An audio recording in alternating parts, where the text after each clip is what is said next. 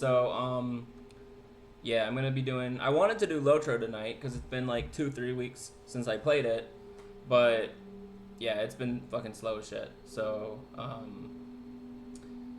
yeah, I don't know that it's going anywhere anytime soon. So I guess in the meantime, we'll do Children of Morta, and then if it doesn't seem like LOTRO is going anywhere, I might just play something else, like BG3 or something. So, yep, we'll see. We'll see what happens, I guess. Anyway, thanks for joining me tonight, guys. I am. I had a really, really long day at work, so I got home about 8:20, and then shit. One second. This is not showing up on my sources. Maybe it'll let me if I load it up. Let's see. Yeah, I've not. This is like a fun game to just play when I don't have anything else to do. But if I remember correctly, I actually did finally make some progress in this. Anyway, one second. I'm gonna try to see if I can get it to share my screen. Let's see. No. It's just showing my LOTRO thing. All right, one second.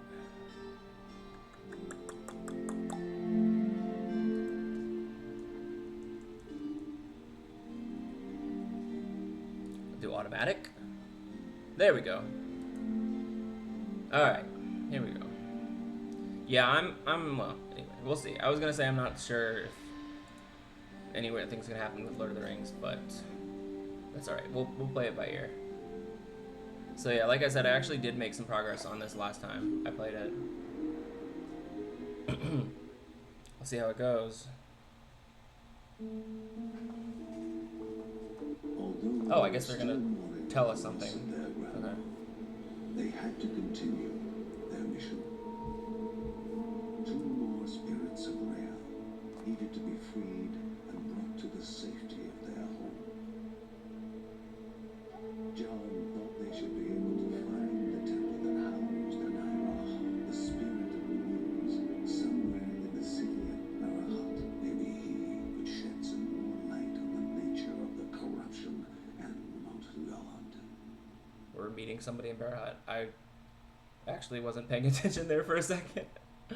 Looking at my stream info, see if it's updated properly. Yeah, it's still showing it. Okay. It's just I want people to know that I'm not actually doing Lord of the Rings right this second, so people don't get rickrolled. Voice of Anairah, Bushra herself, a twisted prison of hate and decadence. The Ziggurat. Once a merciful leader, now a ruthless dictator, Bushra resides upon the top with Anairah.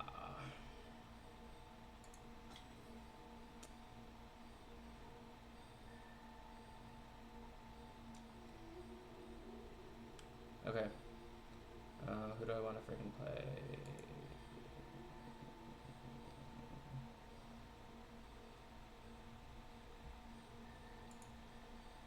You know what? Screw it.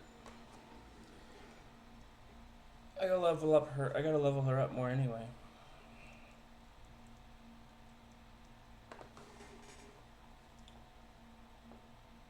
Oh yeah, so long day at work today, but I just got. Okay, I don't like to talk about what my job is too much, but I just got let's just call it a major promotion. So yeah, I'm used to working on Sundays and holidays and all that other bullshit, and I don't have to anymore. I won't have to. Yeah, last yesterday was my last Sunday I had to work. I'm starting my new position on Saturday. Okay, I do not fucking remember how this little girl works. Why can I not shoot my... Shit, I don't remember how this works. Why is she not shooting her fireballs? Is something broken here? What is going on? Oh, okay, yeah. definitely been too long since I played. You have to hold it down. Okay. Jesus. That was bad. Alright.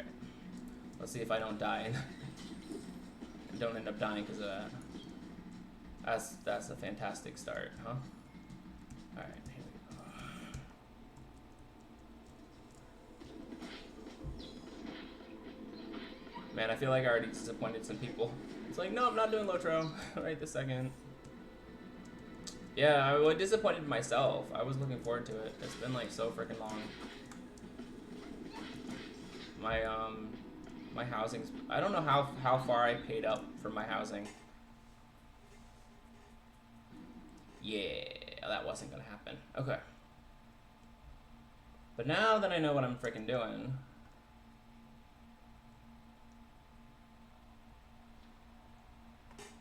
Mary had already started studying Margaret's books of potion making and recipes. I just realized something, I think. Cautiously and patiently. After all, someone had to follow in Grandma's footsteps and help the family. That makes sense. Okay. I'll tell you in a second. Let's see if she's gonna say anything else. Yeah, because on the freaking character select screen, there's a person, the character we still have to unlock with like a staff or some shit, and I was like, maybe Grandma's not dead.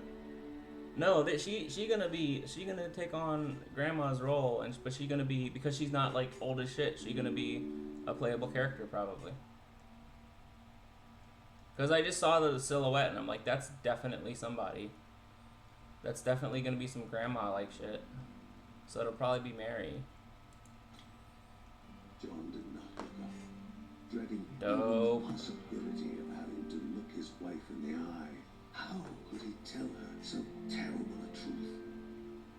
Mark did not know what the truth was, only that something horribly heavy was weighing down his father's spirit. And Mary, oblivious, was daydreaming about the child she would soon bring into the world. Yeah, if you guys didn't catch my last stream of this, they apparently found out after Grandma died, after the matriarch of the family died, that him and his brother found out from their mom after she died that apparently they have, and if in order to stop this curse, they have to sacrifice somebody.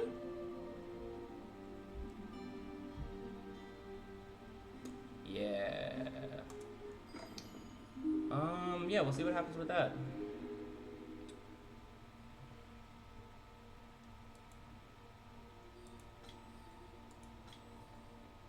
Yeah, see, person with staff. Like I didn't think about it until Grandma died, and then I'm like, oh yeah, Grandma has a staff, and she's like powerful fucking wizard ass shit. Like, obviously gonna be a character, but she's dead. Okay, so apparently her daughter-in-law is gonna be taking on the mantle. Dude, that's probably gonna be my favorite character when I unlock it.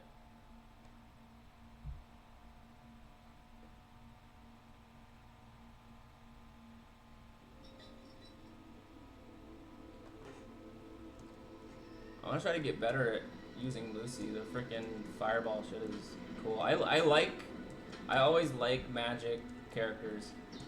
Like glass cannon type shit, I like it a lot. But takes some skill.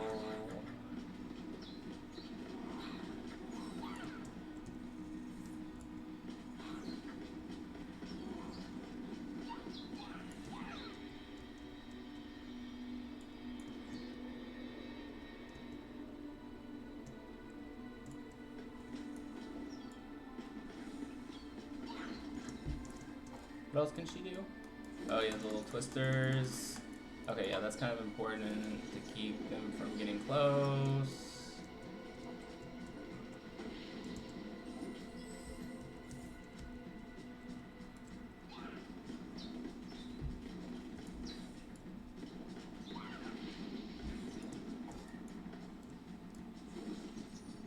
That didn't do what I wanted it to do.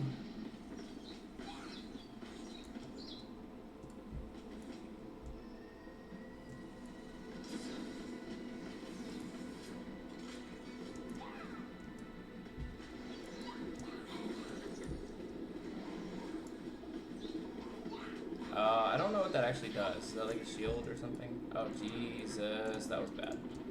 Okay, yeah, I'm gonna need a lot more work on this. I tried. Okay. I didn't even look to see what that does.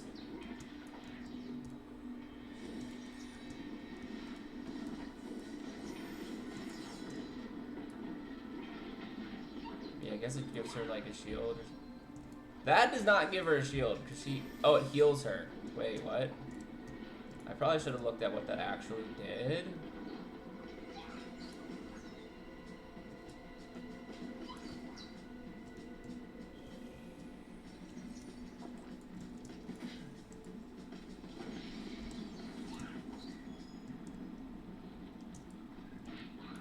Oh!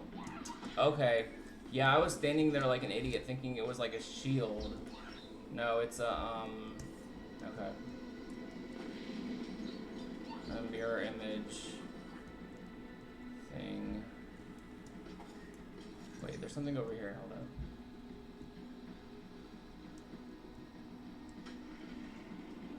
on. Oh. Okay, well. Wait a minute. Do I have an upgrade already? No, I have one skill. No, okay.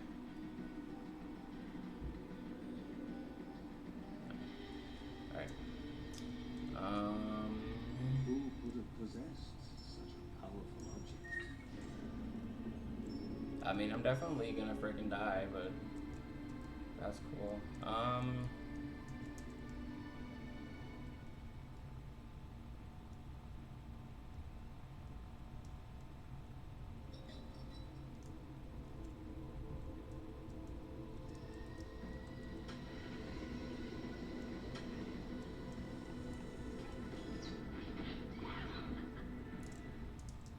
Oh man, look at the little health globes, like literally right there. Anyway, that's fine. I was just trying to learn something new. Alright. The flying Whoa, creature what is that? they were seeing in the sky filled Lucy with excitement. Could it be a dragon? However, Kevin had heard Mom say there were no dragons left on Rhea, and he told Lucy the same.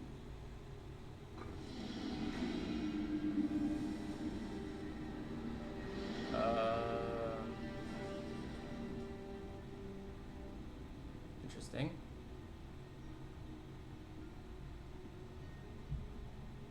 It wasn't hard for Uncle Ben to guess that this strange woman Oh, was from the okay. farm Never house. mind, not Mary. The Bergsons were curious to know her reason for making such a long and arduous trip down south.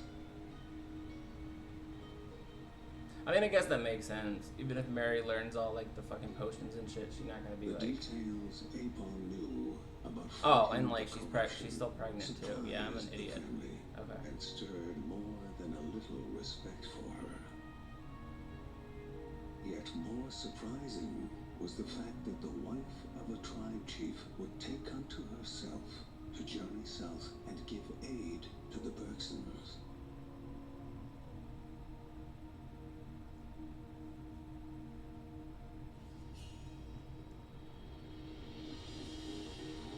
Oh yeah, of course he's training with her.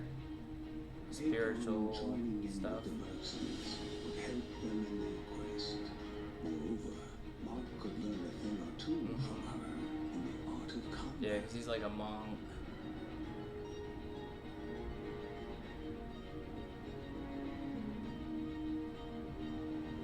Dude. Okay, we gotta try out the new character, huh? Apon is now, or what's her name? Apon. Apon is now available in character selection. She has arrived from the far lands of the north to help the Bergsons fight the corruption. Dope. Yeah, that makes more sense. I was just like completely brain blip. Yeah, the mom's still pregnant, so she wouldn't be. Nor does she have like any combat experience whatsoever.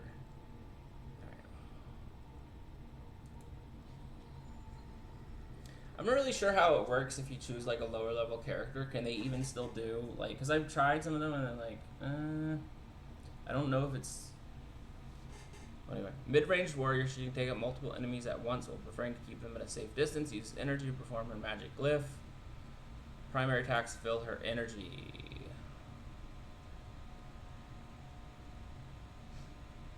Okay, she uses energy to. Okay. I mean, yeah, I don't really know. It probably should start her at like a lower thing when you want to level people up because they don't all level together, so it's like I don't really know. Never quite figured that out.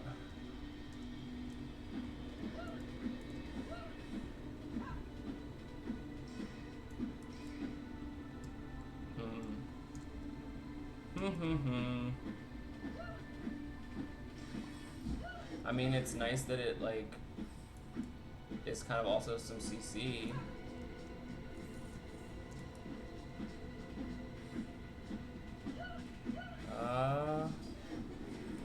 Okay, yeah, let's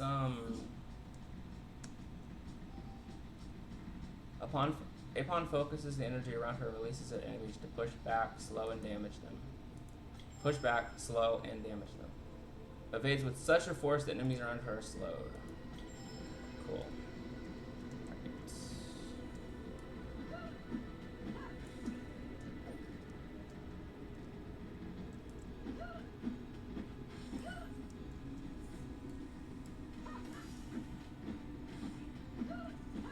Okay, it's interesting so far. One held a gift. Two hid ferocious creatures. It was the lady or the tiger, Bergson. But she's not a Bergson. No, I know it doesn't,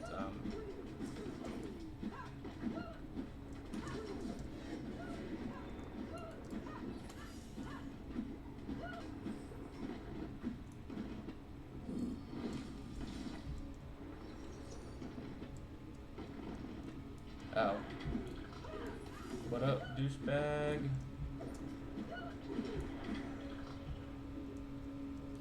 Do you still get another? No. Okay. Alright. Let's just pick up that little bit of health.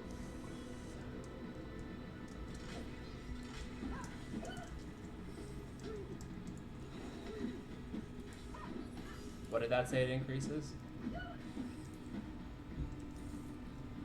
I never look at stuff when it goes too fast.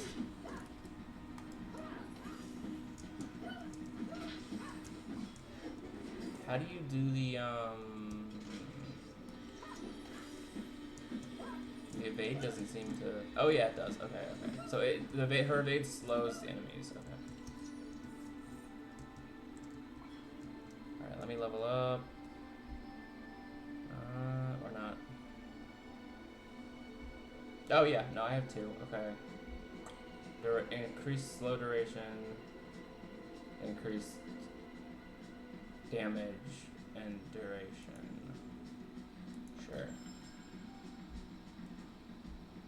Agility and focus allows extra damage to slow his foes. Unleash your rage in a protected manner, granting shield to herself and breaks this round.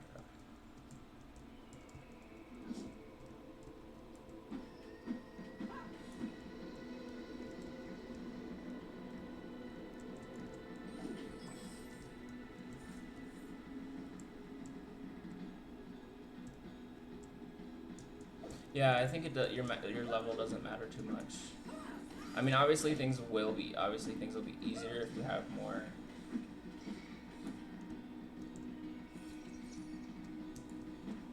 Like abilities and stuff, but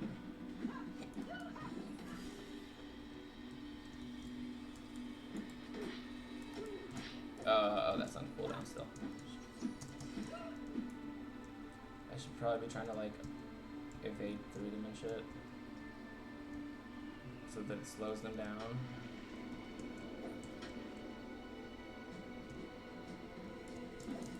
Yeah, like that. There we go.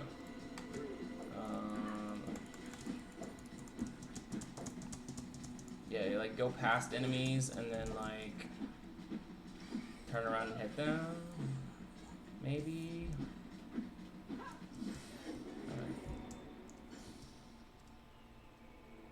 Killing 3 enemies with the... Oh, I didn't read that fast enough. I'm a very slow reader. Just...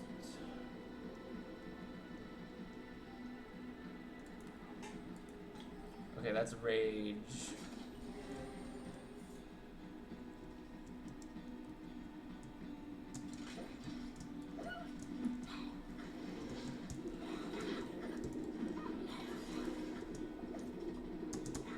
Oh, they're already slow.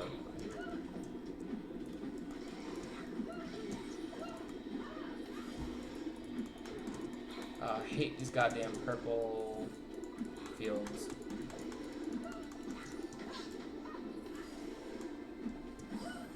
Oosh. Oosh.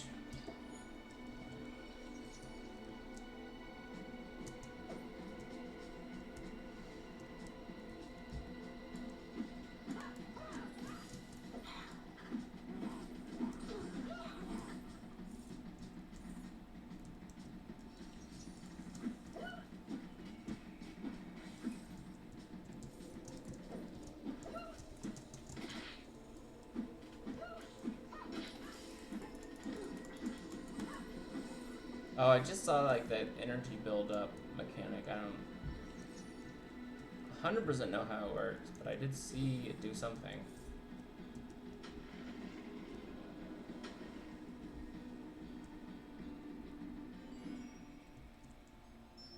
Reset the cooldowns and fill your rage. Nice.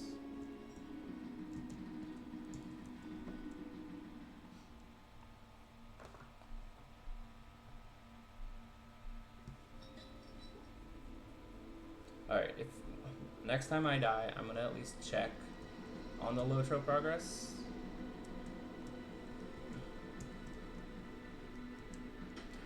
Yeah, I have a feeling it's not gonna finish like at a reasonable time tonight. Considering it's already like almost 10 o'clock. If that's the case, I might switch and play like BG3. But I do also need to eat. I ate a little bit when I came home, but I need to take my medicine as well.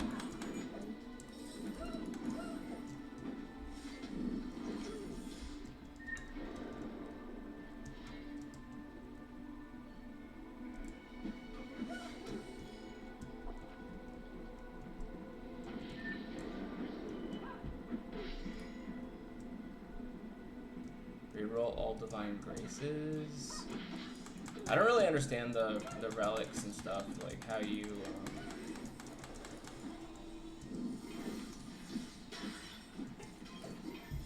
anyway. No, but divine graces I think are when like people come in or something, like when your other characters. Oh, I have rage. Okay, so I got like a shield going. That's good. I see, I already forgot what this does. Oh, that fills your rage, okay.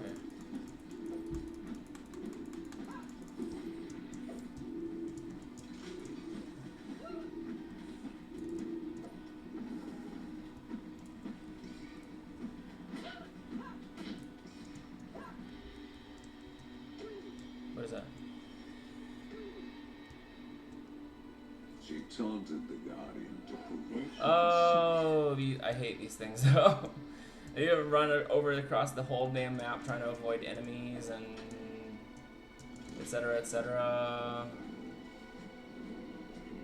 And then you don't remember where you went. Where did she go? What the fuck? She fled. What? I'm so confused. Okay. Let's see what happened. Man, this door. Dude, I'm 100% gonna freaking die. Am I even going the right freaking way? What the fuck? Dude, how does this thing work? Does she like oh, she teleports. Okay.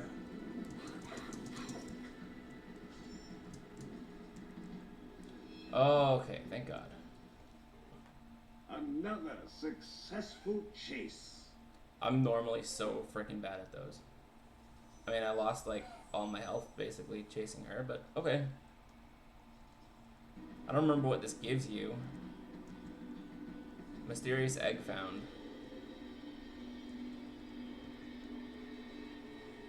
Oh, okay, it does take you back to where you were though. Okay. Oops. Not what I meant to do.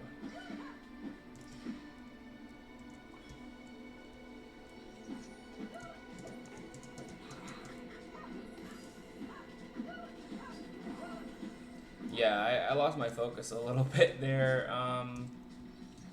Try to get back into this. Like, not really, like, it's because I'm playing a character that I'm not used to.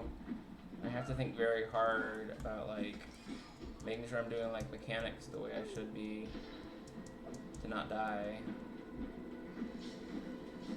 Like,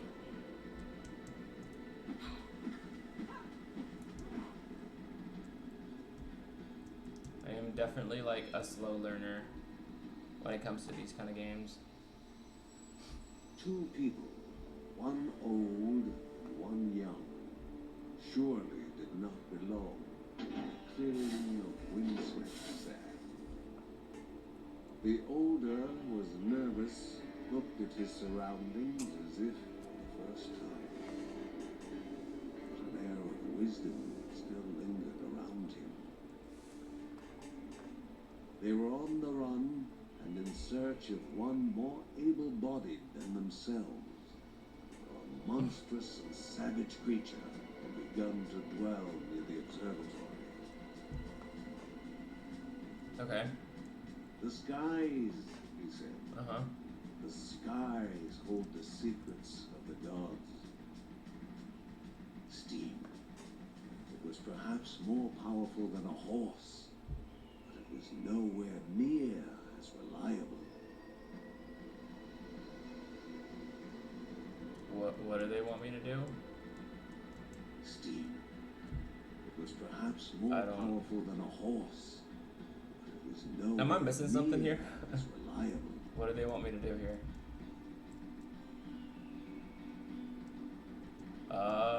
I guess they don't need me.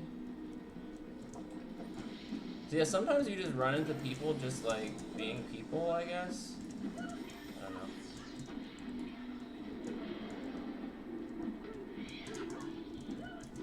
Oh, I need that health. Oh, that's the shield. Yeah. Okay. That's like the barrier that you get.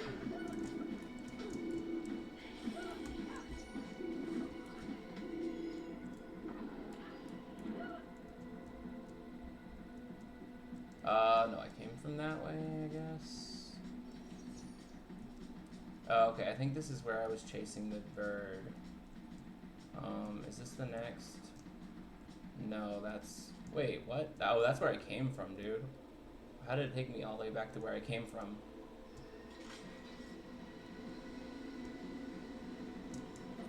Oh, I made a circle. Okay, I got it.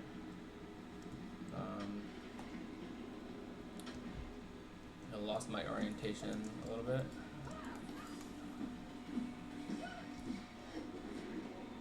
Okay, let's see if we can do some shit. Deal more damage to slowed enemies. Cool. What do I get from this? Vast knowledge and healing and restorative properties increases the Bergson's potency of health globes. Okay. Won't say no to that.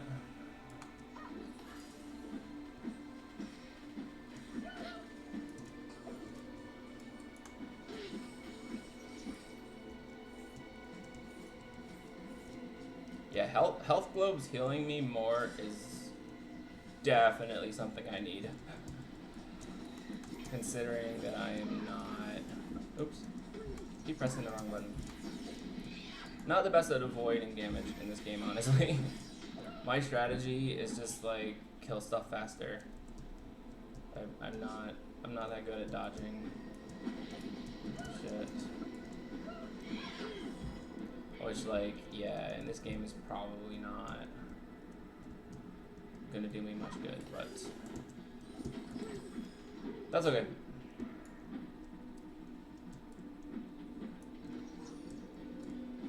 Yeah, I like the roguelikes. But yeah, normally I don't last that long. Like I'm liking Hades a lot, but I've basically not made like any significant progress. I mean, I also haven't played it in like a long time, but that's another game that I mainly just play if I just want to kill some time and don't really have anything else that I want to play, like this. I'll have to play some more of that. It's a great game. I just get my ass kicked most of the time.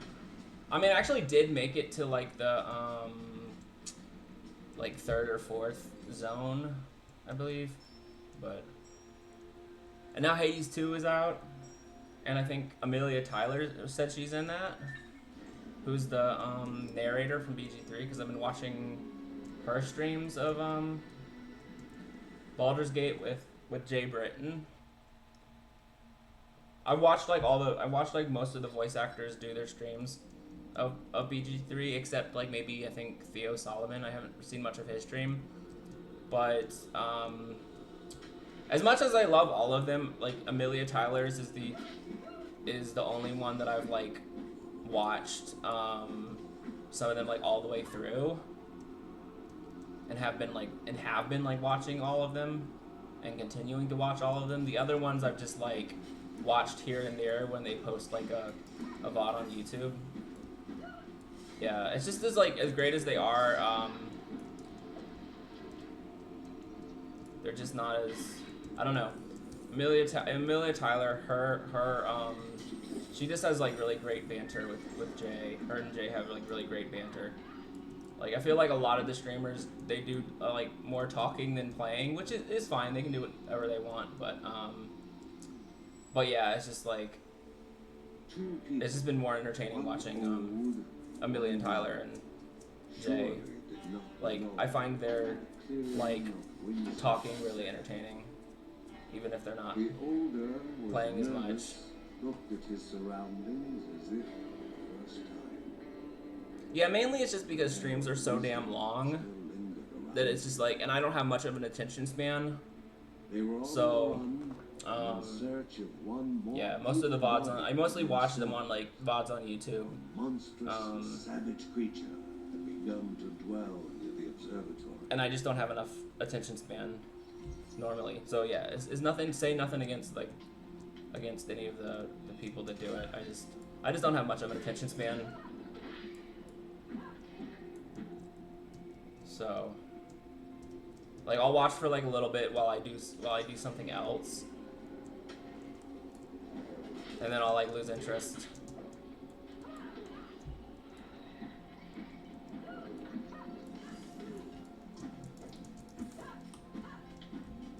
But yeah, Amelia Tyler's stream has been like hilarious.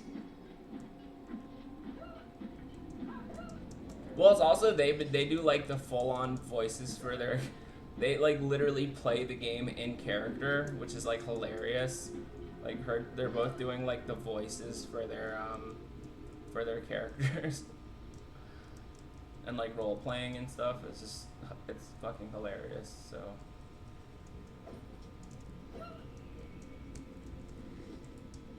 I don't know if I've played anything that Jay Britton has been in. The only thing I saw that he was in was Divinity Original Sin. I think he was in DOS 2, which I have it, and I did not get very far. When I was playing BG3, people were talking about how, or someone was talking about how, like people tried to play Divinity Original Sin after playing like Baldur's Gate 3 successfully and realizing that no, it's still a really, really fucking hard game. I would like to try to do it again at some point, eventually, and see that if it's at all like doable for me, because yeah, I mean, I was literally like in the first zone and I was already getting my ass kicked. I literally just like barely made it. I like literally just made it out of the tutorial area, and like the first fight I get into, I was just getting completely fucking wiped. So yeah. Yeah, because I think I had that same thought. I was like, oh, maybe I'll try Divinity's Original Sin now that I'm in Baldur's Gate. And then I saw like an article about it, and they were like, apparently I'm not the only person who had that idea.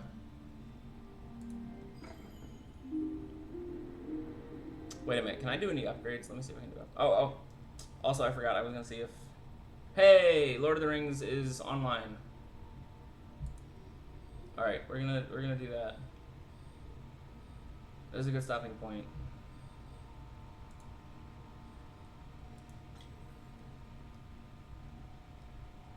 I did not have much luck, but I mean, I did not have much hope, but I did have very good luck, apparently. So let's fucking do it. I have not played this in so damn long.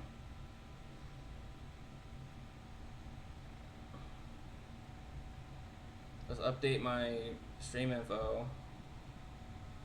Yeah, I just realized I can do it through the app. Because if you, like, on Streamlabs, it won't let you just, like, change the title and shit. You have to, like, end the stream and start over. I mean, end the stream and restart the stream.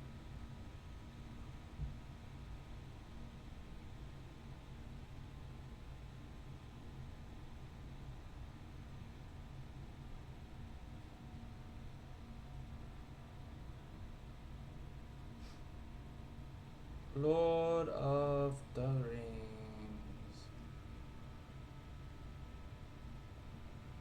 There are a lot of Lord of the Rings games. Like, every time I try to type in this category, like, a million things pop up before I find the right game. Hell yeah. Alright, I guess we could drop in on my burglar first.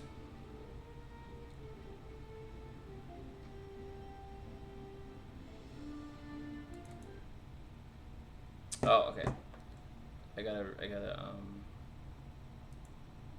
connect it. It's not showing up. Man, this thing kind of sucks. Hold up. I don't know why it's like very finicky with whether or not it detects what I'm playing. Let me see if I can switch and switch back. No, it's not coming up. I guess I'll just put it on screen 2. I just rather not have it.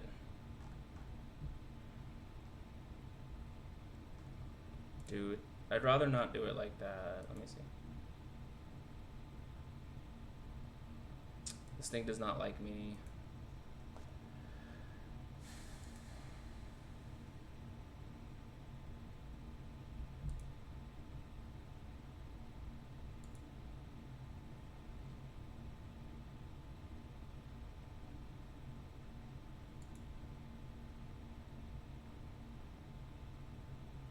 Here we go.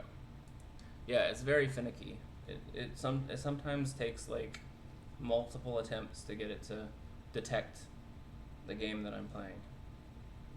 The game that I want to stream. All right.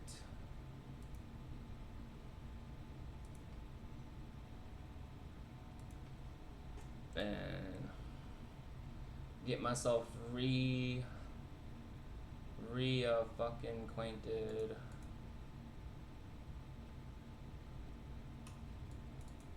With this.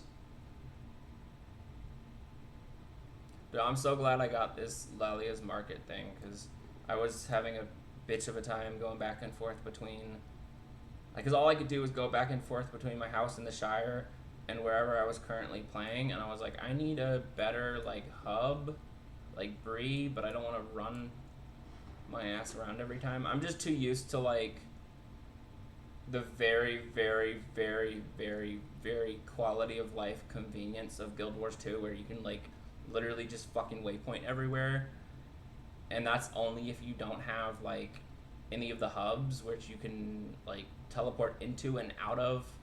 Yeah, it's like if I want to go to my bank, I literally just click on my Mistlock Sanctuary and I go to there and I put things in my bank, and then I literally teleports me back to where I was. Oh, I want to go to Cantha. I just click on this little portal scroll. Yeah, I'm spoiled by Guild Wars too, but this at least helps me to have the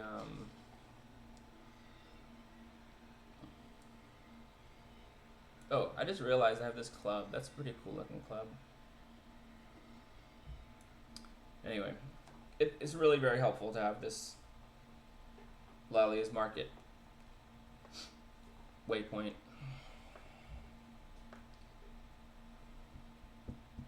I can now go back and forth between the Shire and Bree and my current questing zone. Let's see.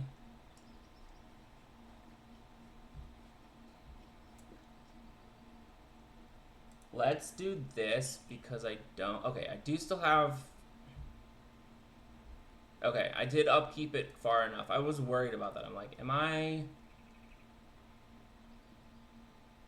Okay, I'm paid up until October, so we're good.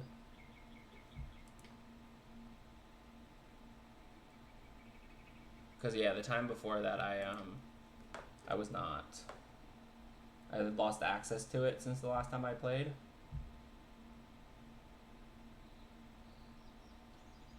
Oh yeah, we're still in frickin' Lone Lands, right? We are still in Lone Lands. Lone Lands is long.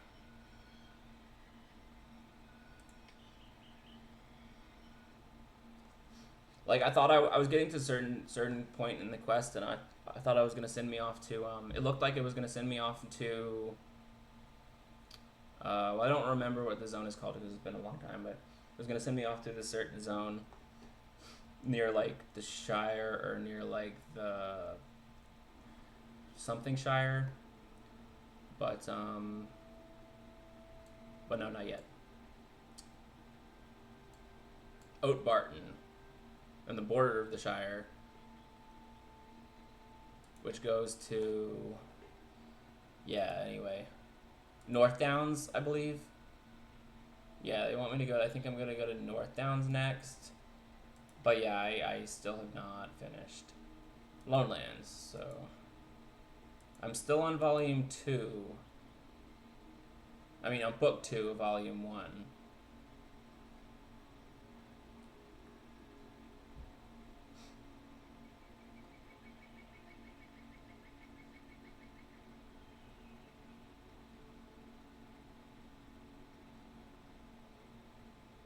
Bring Elsa's pack to Hannah.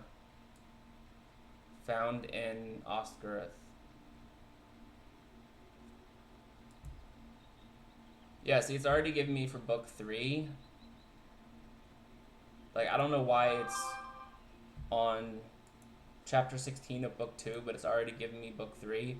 But book 3 forward is lower level than book 3. I don't know how this works. That's okay. We'll finish book 2 first.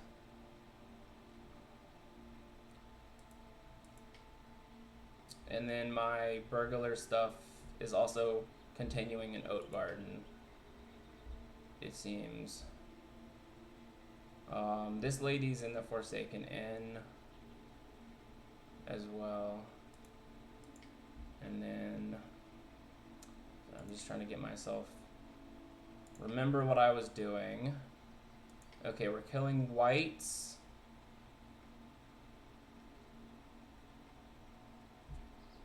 We are killing a great evil Huorn that was corrupted. Huorns and bog I cannot talk. Bog prowlers and corrupted stumps.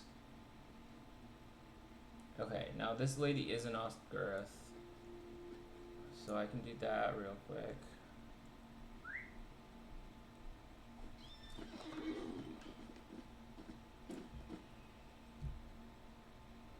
One second. I want to see if I can...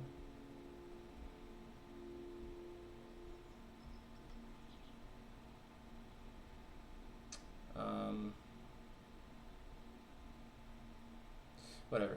Alright.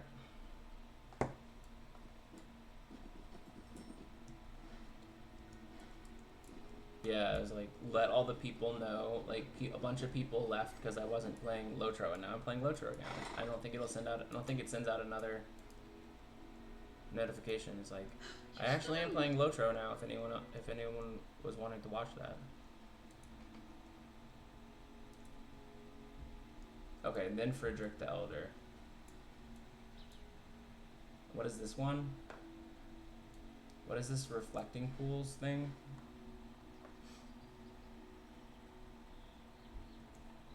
I don't know what I'm looking at. Okay.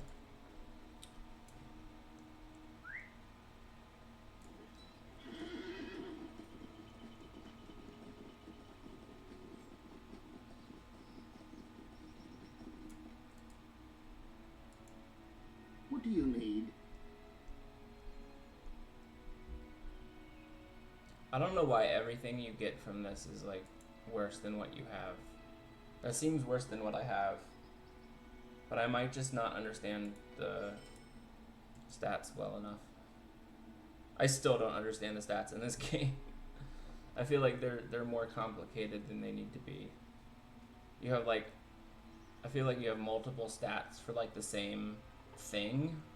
It makes it very confusing. Anyway. Alright. Okay, we're gonna go back into Agumar, I guess.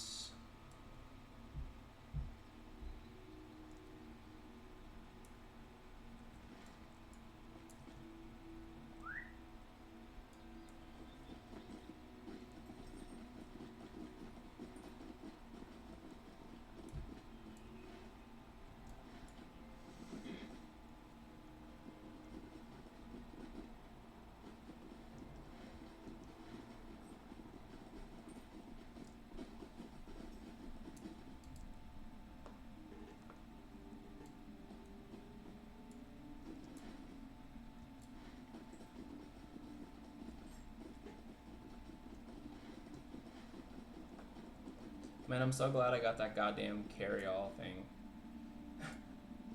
I got this thing that carries all my crafting materials. It costs some, like, LOTRO points.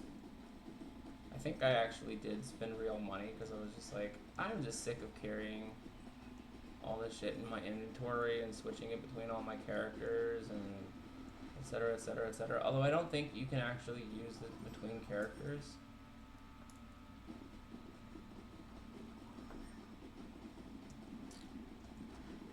I bought it with the intention of thinking you could use it between characters because it says it's for your account.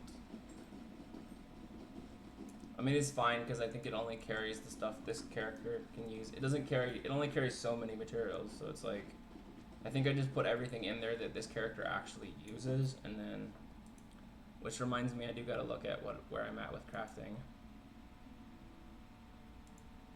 Yeah, I like just started the expert crafting, but I mean, expert prospector. No, I just started expert weaponsmith. My expert prospector is a little further along, but somehow I didn't end up with enough materials to level that all the way.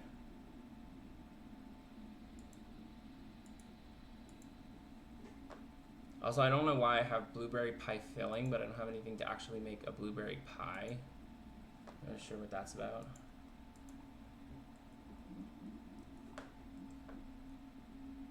Do I still have that camping kit? But anyway, yeah, all the stuff in here I think is specifically for this guy's crafting professions. So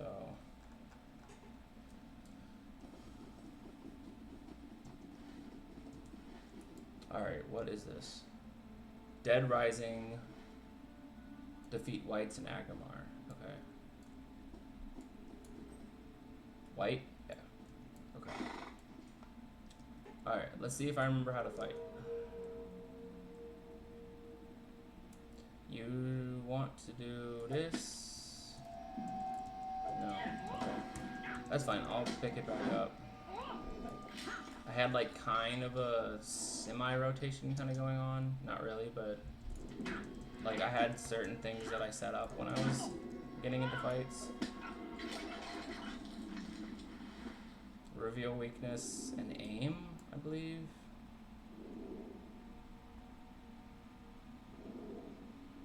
All of these like debuffs and buffs for yourself. That's my heal, and that's my like CC recovery.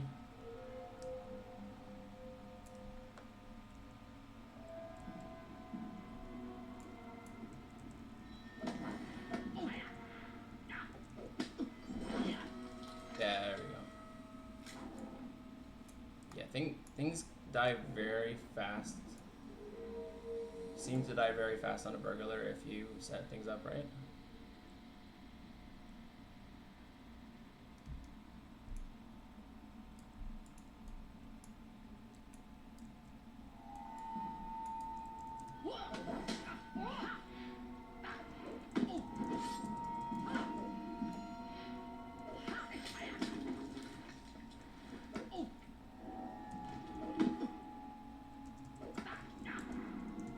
Did that not proc?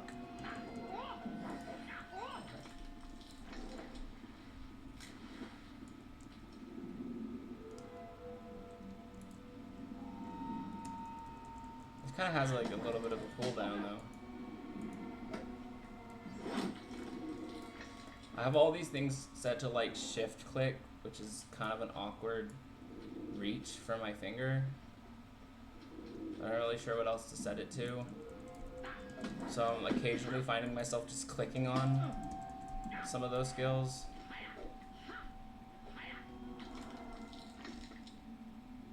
I think it's fine if it's just like a skill or two.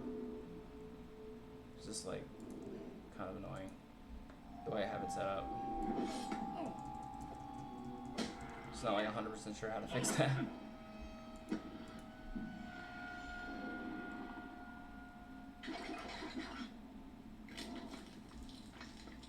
Okay. Cool. Gonna unclick that one. Actually, I'm gonna click that one too. Yeah, the only thing that kind of sucks is I've been wanting to fight this fucking dude, but now he's like but of course he's like a group mission boss, a fellowship mission boss. So I don't know if I'll bother with it. I'm holding on to it for now, but yeah, I feel like I'm missing out on some stuff not doing it. But I know, like I said, people said that a lot of people don't really bother with the fellowship quests. Okay, bark from corrupted tree stumps. Horned bog prowlers, and gloomleaf. Okay, I really cannot, for some reason, I cannot say bog prowlers. Bog prowlers. Alright, how do I go? Dude, I do not remember. I do not remember how to get into this area. I'm just gonna keep killing more of these guys because it's on my deeds to kill like 120 of them. So fuck it. Let's kill some of these fucks. Ugly bastards.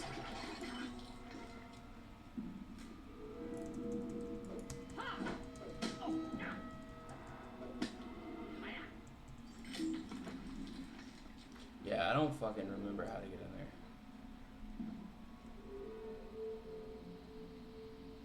Oh, here we go. It looked like I just backtracked for no reason.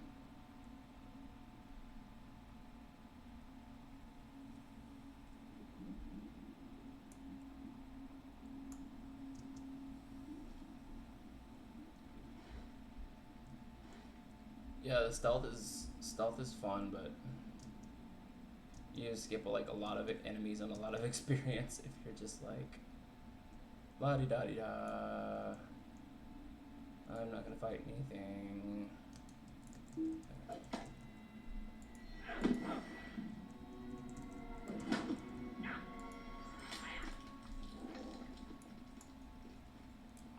I mean, you gotta fight some shit. I feel like I probably would have progressed some of my deeds a lot further had I not had stealth to like run past shit. I feel like you very consciously gotta be like, I'm actually gonna kill some enemies instead of just sneaking past all of them.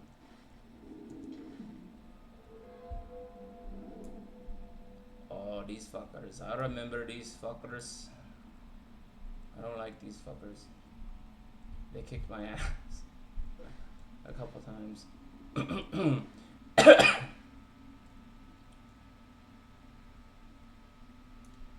But it's supposed to be fucking Scottish. He has like the blue war paint on his face. Looks like he's out of like Braveheart. Crayoth, faithful. I'm not going the right way.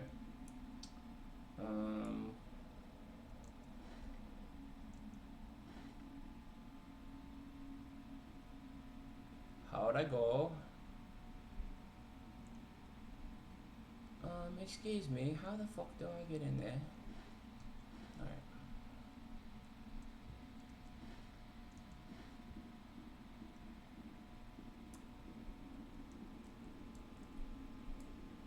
Dude, I love the Who Warns, man. Like, you can't even tell they're enemies unless you, like... Well, I mean, you can look on the mini-map, but...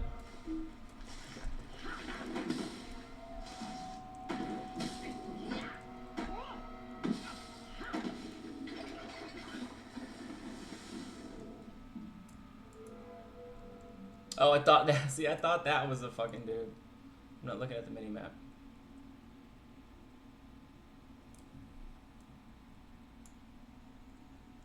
Who warns and bog prowlers?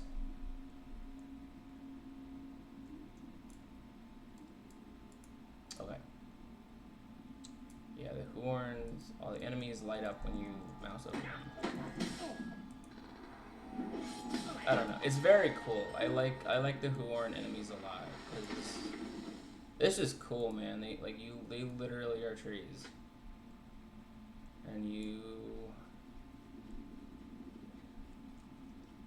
they're just like literally part of the environment. Are there ints in this game? Because I know ints are not actually trees. If you are a Lord of the Rings pedant, they are not trees. They're more like giants that have stuff growing on them and look like trees. But they're like supposed to like literally not be trees.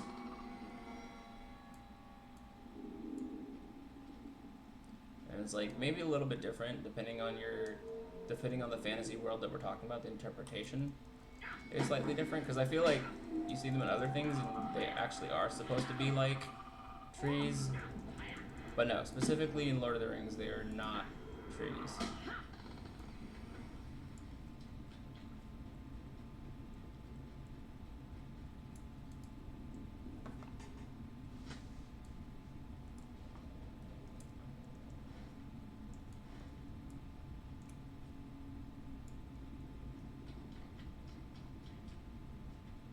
The Huorns are literally trees, though. I think. I think so, but I'm not as sure about the Huorns.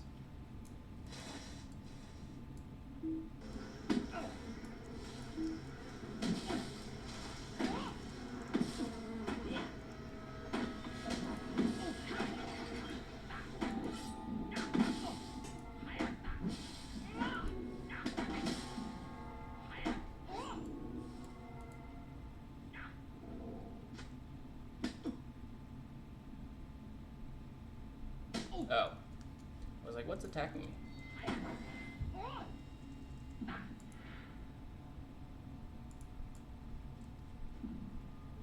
because I still got a couple more of these guys to kill.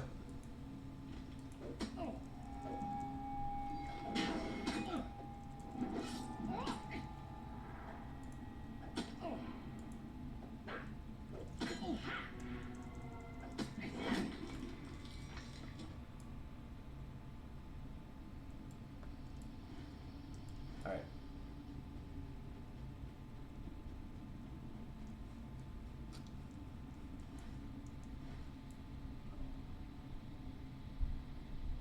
What? Oh, this guy?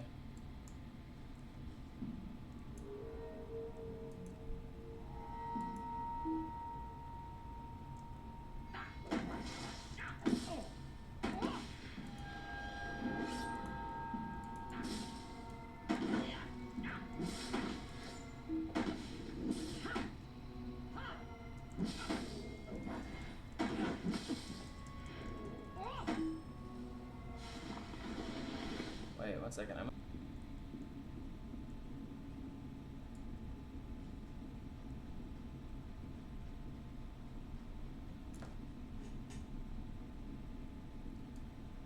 not quite sure what happened. That's okay. Hopefully some more people will see the notification, because yeah, I hate to have some people missed out who actually wanted to see LOTRO, because they thought I wasn't actually going to be doing it. Whatever. I worry too much about that shit anyway. Let's do what I want to do. Worst case scenario, if people come back, watch the VOD when I'm done.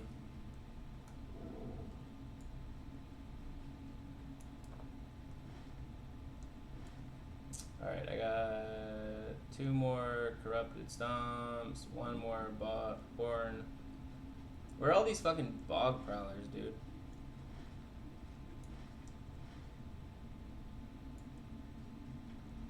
And then where's this Gloomleaf guy? Goy. Where is Gloomleaf? That son of a bitch.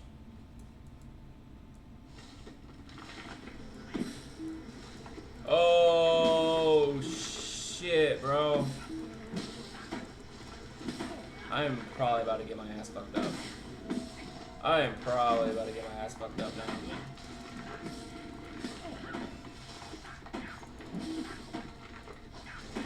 No, don't go getting ass ripped by some trees, man.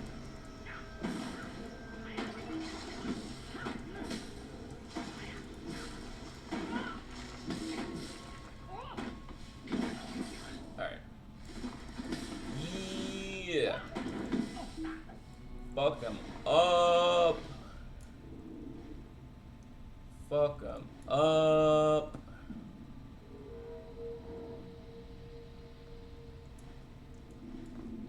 Fuck up.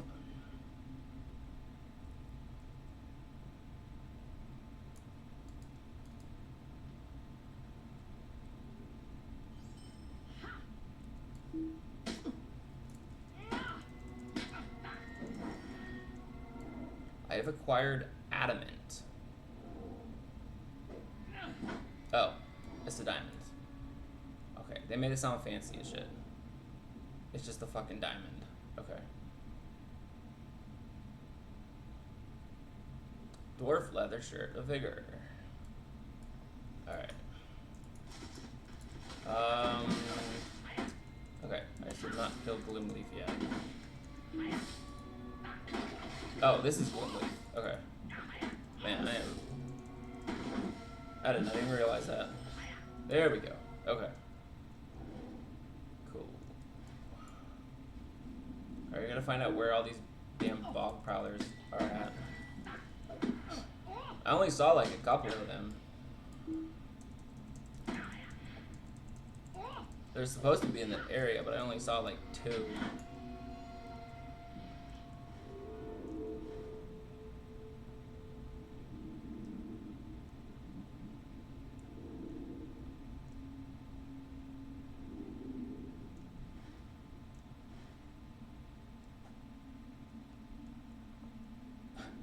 Dude, I absolutely love these, love the horns, man. Like, isn't that just a really cool enemy? Look at that. Look at the animation on that. That is really nice.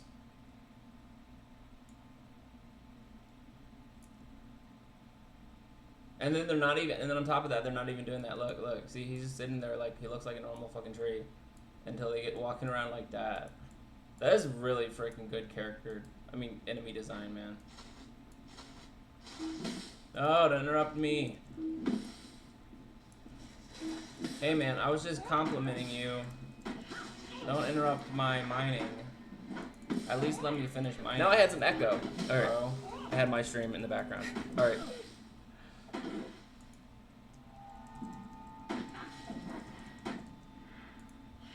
Before you start some shit.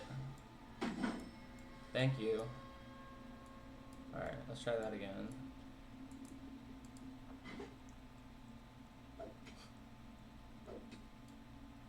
Man, it's definitely been too long since I played this, man. The problem is like I just have like so many things I want to stream. I just want to stream everything.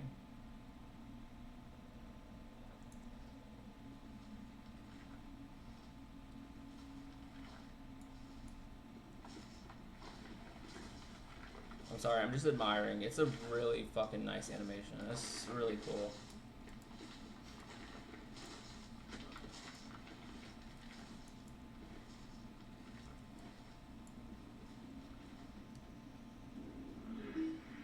Huh? Oh, okay. No, that's good. I couldn't find the bog prowler. He found me. Only need like 12 more. Are they all? Maybe they're all just camouflaged or some shit. I feel like as a burglar, you should have some like anti-stealth detection methods. Do I have any ability like that? Oh, I'm also not tracking. Okay, you gotta like retrack mines every time you.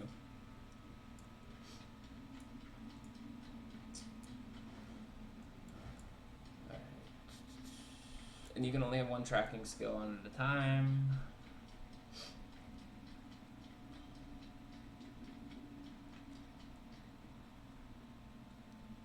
Alright. I guess I'm gonna end up eating dinner at like 11 o'clock.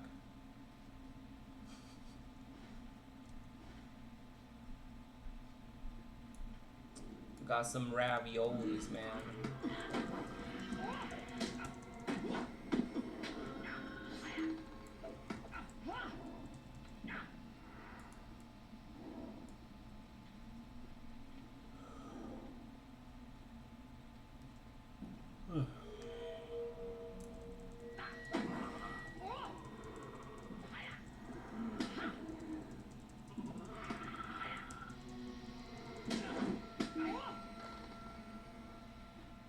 I'm so damn excited to start my new position though, my job. Like, I've been there for like over 4 years. 4.5 years. It's about freaking time.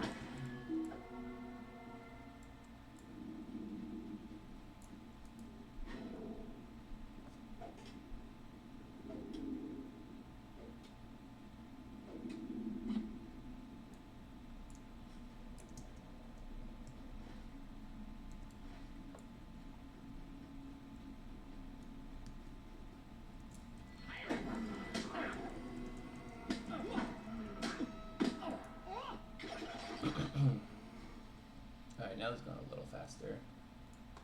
Okay.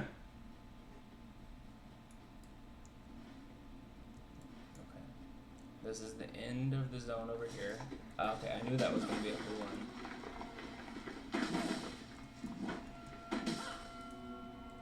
I could tell that was a horn.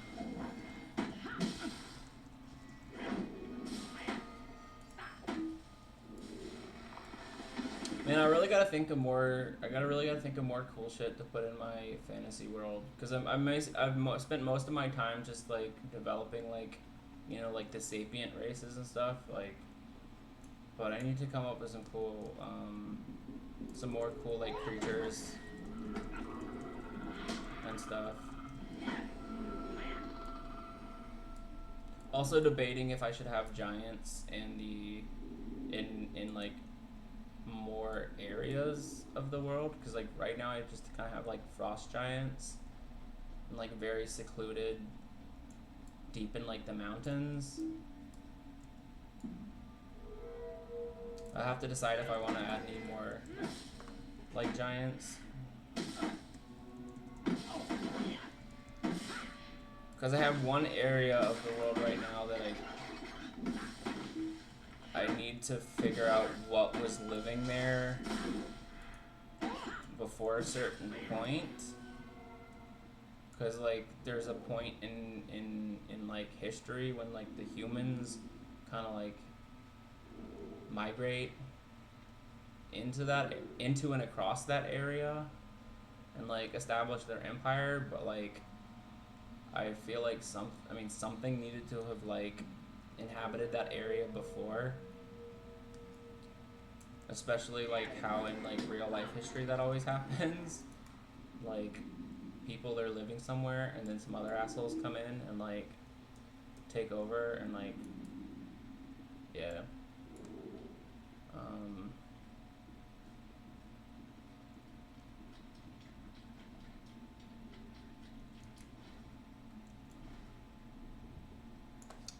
Yeah, I'll probably try to do more. I started like some work on it like a couple weeks ago of like actually starting the comic for it. I didn't like make a whole lot of progress. I did like one day, but my new position I should have like a lot more free time. I'll still be working like 6 days a week most weeks, but should get home a lot earlier. Should have like shorter days, so I'm hoping we'll have more free time to like work on drawing and stuff. My streaming schedule is probably gonna change. As in I definitely won't be doing Tuesdays. Like, okay, so tomorrow I will be streaming.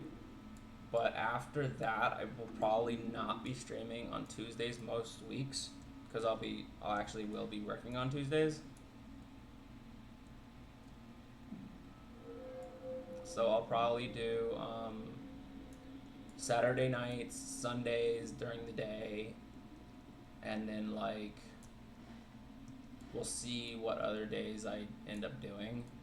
But I'm gonna say for now the only definite days will be Saturday and Sunday. So yeah, it's gonna be different after this week. But hey, that means I'll probably stream this Saturday. I'll stream this Saturday night.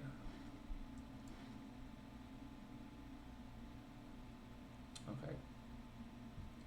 I need 6 more bog prowlers. The headwear designers for this game are criminals. What does this look like? Yeah, I've seen some pretty bad headpieces. Some of the hats are like early on are nice, and then I feel like every hat I've gotten since then. But yeah, it won't let me see. Somebody like tagged it in chat. You're like, look how bad this looks, but I can't. I don't know how you actually preview it. What is it? See what it looks like. No idea.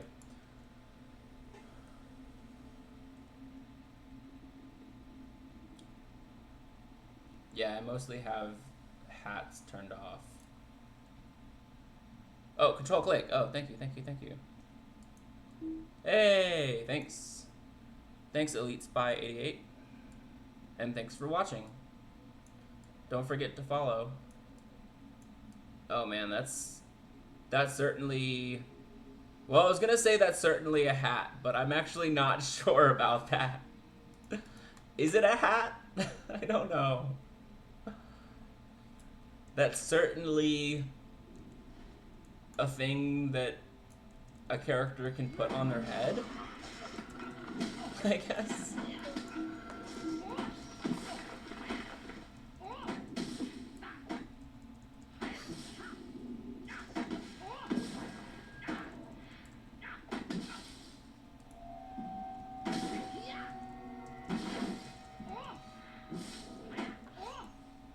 No, my favorite is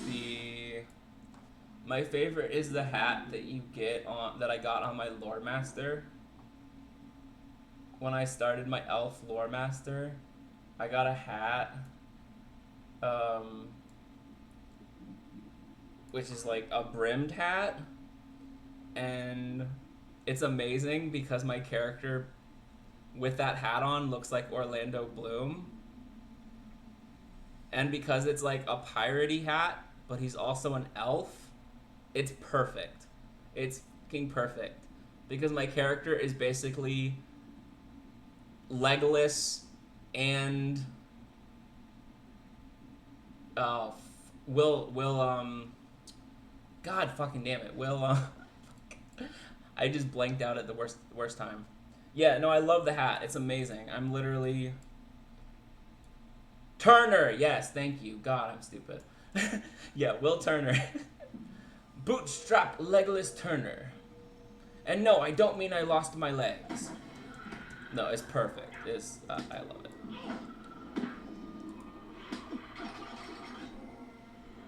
I mean, I don't really look like Legolas. I look like Will Turner. My character looks like Will Turner. It's just that because he looks like Will Turner, you of course are like, oh yeah, it's Elf Will Turner, which is Legolas. This is amazing. Yeah, I'm glad I figured it out. I was having a little bit of trouble with like the cosmetic outfit. Like I couldn't figure it out because I hadn't played this game in like 2 years. And then I was like, oh, okay. So I either looked it up or somebody told me or something. And I was like, okay. So I immediately put that on my outfit on that character. No, I'm not playing on a legendary server. So what is a legendary server? Because I just saw that. But I don't know what it is. I'm a noob. I'm a noob on this game. I played this game like 2 years ago. And yeah, then I started playing it like probably like a month or two ago.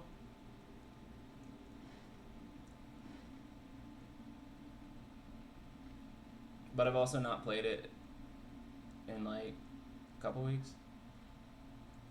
Look, I don't even know what half the stats mean still. So I'm definitely a noob. I know that a burglar needs like critical rating, that's about it. Progression server, they capped the level at 50 where it was on launch, then slowly release content from the expansions. Oh shit. Maybe I should do that. Because I haven't played like any of the expansions. So is it kind of what like WoW did with WoW Classic? Which I have also not played, but I know about it.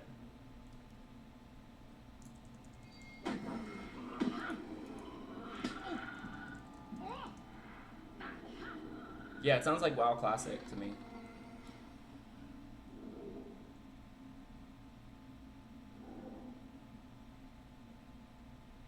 Which does not interest me at all, but that's because I already played so much WoW. But this game, it would be cool. Okay. Yeah, I thought so.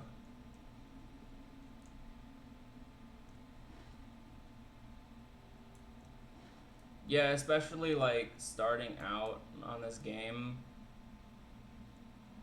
There's so much stuff and so much stuff from the expansions that I don't know where I would start. If I get any of the expansions, like I have no idea where to start.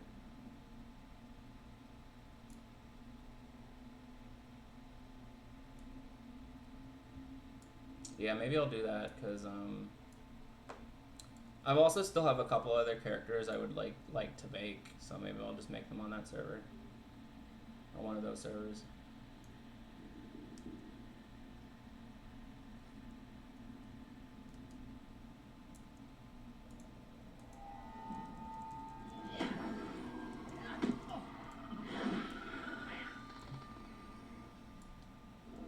Alright, 2 more.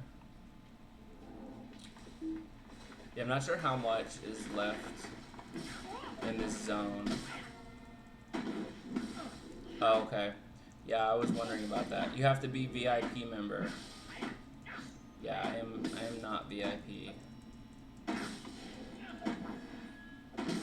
I suppose I could sub to this game. It's the one benefit of Guild Wars being free to play.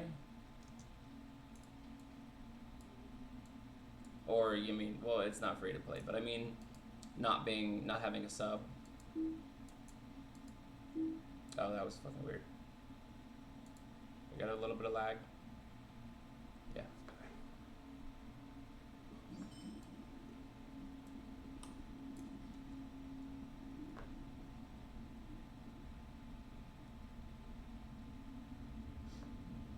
Okay, that's heavy armor. But I did pick up medium armor. Okay, this actually might be better than what I have. It's more armor. It's more agility and vitality. It's like twice the agility, more vitality, maximum morale. But no, see, I always have issues deciding if I should pick up, put on new gear, because I lose like so much crit rating if I switch. I don't know. Anyway, that is the good thing about Guild Wars. Love their payment model. Yeah, dude, it's amazing. Like, even as a new player, like, you can literally get, like, first of all, the like, when I started Guild Wars 2, when it first came out, you had to buy the base game, and then it was free, and then you had to buy an expansion to get the new stuff, and then but now the base game is literally free. So they changed it so that the only difference between free to play and not free to play is you have to purchase one expansion. As long as you've purchased at least one expansion, everything is like included. Well, I mean, you're not free to play, and then you just have to buy the expansions if you want, like the stuff that's in the expansions. But you can literally get, like, there's literally a thing where you can get Heart of Thorns, Path of Fire, and End of Dragons, like, in one bundle, and, like, don't quote me on a price because I don't remember, but it's very cheap for, like, the amount of content you're getting, like, incredibly fucking cheap for the amount of content you're getting. And they only bundled those because Soto is, like, technically the start of a different story arc. Because, like, well, End of Dragons, it's End of Dragons. So, like, that's the whole, like, dragon-based, Elder Dragon-based storyline. And then Soto starts a new one. But, yeah. Burglar main stat is agility. Yeah. Yeah, main stat is agility, but I don't want to lose all that crit rating. Because crit rating is also important for Burglar, I'm pretty sure. No, it's definitely important to Burglar because I'm using... Didn't make it past Path of Fire. Okay, what I will say to that is, if you've finished Path of Fire, you absolutely 100% have to, it is mandatory, have to play Living World Season 4. Play Living World Season 4. If you finish Living World Season 4 and you don't want to keep playing, that's perfectly acceptable. But have to finish Living World Season 4 because it is fucking incredible. It is like the greatest fucking thing in that entire game. Literally, Living World Season 4 is my favorite story, my favorite content, my favorite Like you get they add more mounts. They add the and like the way to acquire them is like super dope. Because I think when Path of Fire came out, you just have Raptor, Springer, Skimmer, and then the Griffin is like a big thing and takes like a lot of time to get. But then when Living World Season 4, you get the Roller Beetle, which is amazing. And you won't use it like a ton when you have the Sky Scale, but it's amazing for getting across like large flat maps. It's so much fun. And then well, like my favorite thing about it is the method you acquire it. Like I love the collections in the game.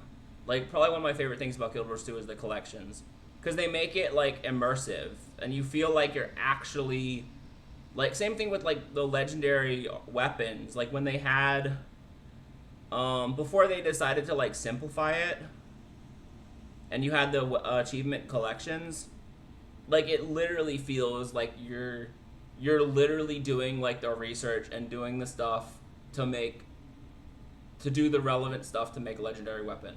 And it's the same thing with working on the Roller Beetle.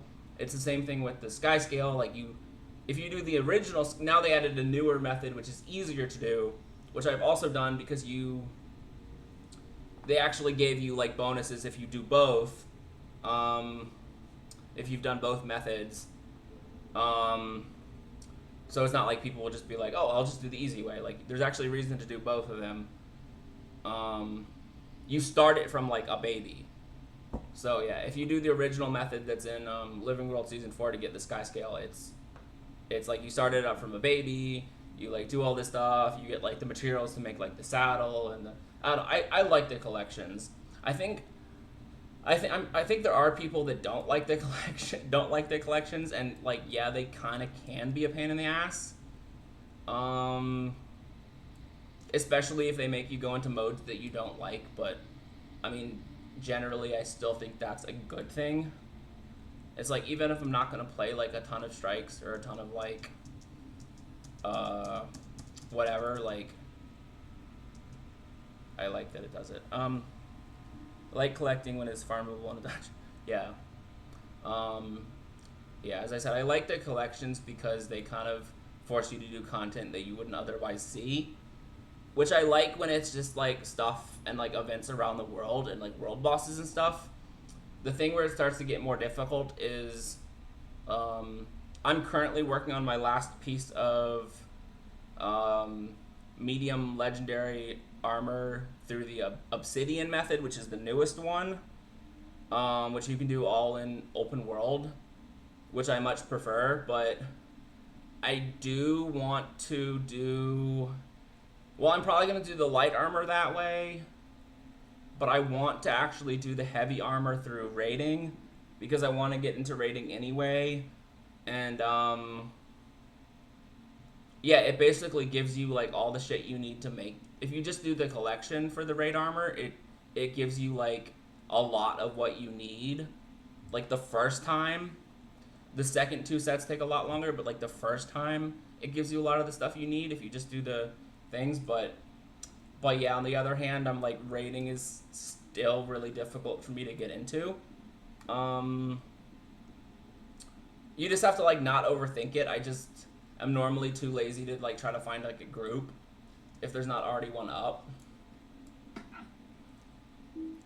But yeah, it's mainly because I'm a big overthinker. Raids are not nearly as bad as people think they are in that game. You just have to stop being scared.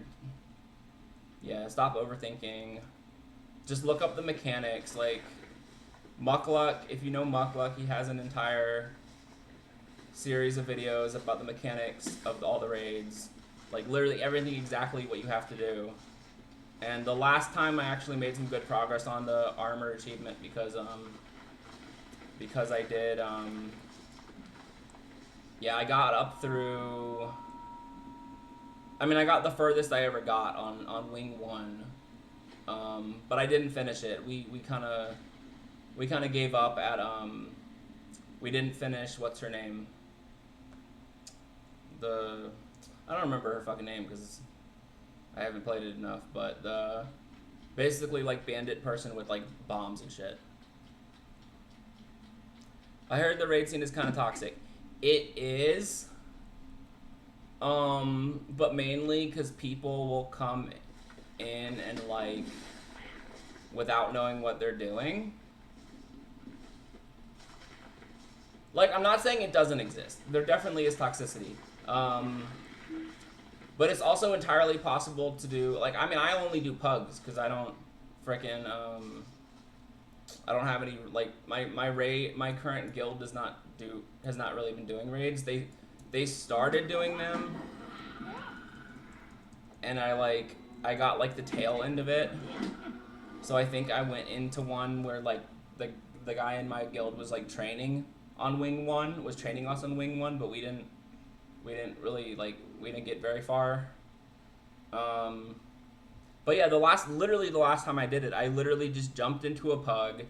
I did it, it beat my overthinking because they put it in they now have a thing for, like, raid training, and the person put their group in there in the LFG. So I thought, oh, cool, like a training group, so I don't have to feel like, I mean, it's kind of a double-edged sword, because if you join a training group, people probably won't know what they're doing, but on the plus side, because people don't know what they're doing, like, there's less pressure on you. But anyway, the guy put it in the raiding, in the training, but apparently he did that by mistake. But I was already in there, and I was like, well, I know the shit that I know what you're supposed to do, and like I had my build set up like the way that, like, one of the ways that you're supposed to, for like just like a DPS build. And I think I still probably wasn't really doing enough damage, because when we were on the final boss, which we did not beat, I think there were some people saying that our TPS was kind of low. But the point is, like, literally you just get, like, all you have to need is, like, exotic gear and, like, the right stats, and, like, literally just go on, like, Snow Crows or something, look up a build, have the right shit in there. And then, like, honestly, I think most people say, because I used to be intimidated by what the rotations were supposed to be for certain builds, but, like, I think most people I've heard have said that, like, it's not like playing fucking piano unless you're playing something really complicated. Unless you're playing something really complicated, most DPS builds it's more of a priority. It's more of a priority than it is like you have to do these skills in this exact fucking order and then, like, rotate through them. Like, it's more of a when these skills are available, these ones are the most important to click. Then if they haven't come off cooldown, then you click on these abilities, etc., etc. And, like, that's mostly how I play it. And I believe that is acceptable. Like, yes, you will find toxic fucking groups, and they will expect you to have, like, LI, which is fucking retarded. There are people who apparently were like requiring people to have LI for doing strikes. And it's like, no, that's not. So yeah, people are definitely toxic. But it's also very possible to find groups that will, like, be fine. Like, the group I was with, I think they started to get a little bit impatient because, as I said, it was like when we were on the final boss, like, we didn't have enough people because, like, there's, like, a mechanic on that fight where somebody has to, like, jump up to these platforms to get rid of these, like, cannons. But the problem was the two people that were doing it were both also people that were supposed to be providing boons. So they got, like, kind of impatient because they were like, this is not ideal. We're literally failing this because the people that are doing boons are the one that are doing this mechanic. But it was fine because they were literally just like, hey, can anyone please volunteer to do this mechanic? And I was like, I volunteer, I will do it.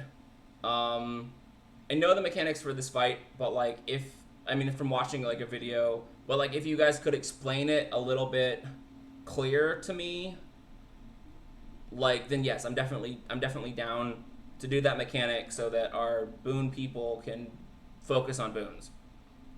Now, granted, I think we did it like only like one or two. We only tried it like one or two times more after that. And as I said, we did not succeed. And actually, when I was doing the mechanic, it fucking failed, and I died because I was waiting for because somebody's supposed to like bounce you up there, and I went to where I was supposed to go, and nobody bounced me up there, and I died. But anyway, my point is, I got a little tangent there. The point is, like, it's not that bad if you come in with good faith effort, and you know at least the mechanics on a base level, like it's cool. As I said, the only reason I have not done it more is because one, time commitment. I work long hours. Like as I said today, I didn't get home till like 8:20.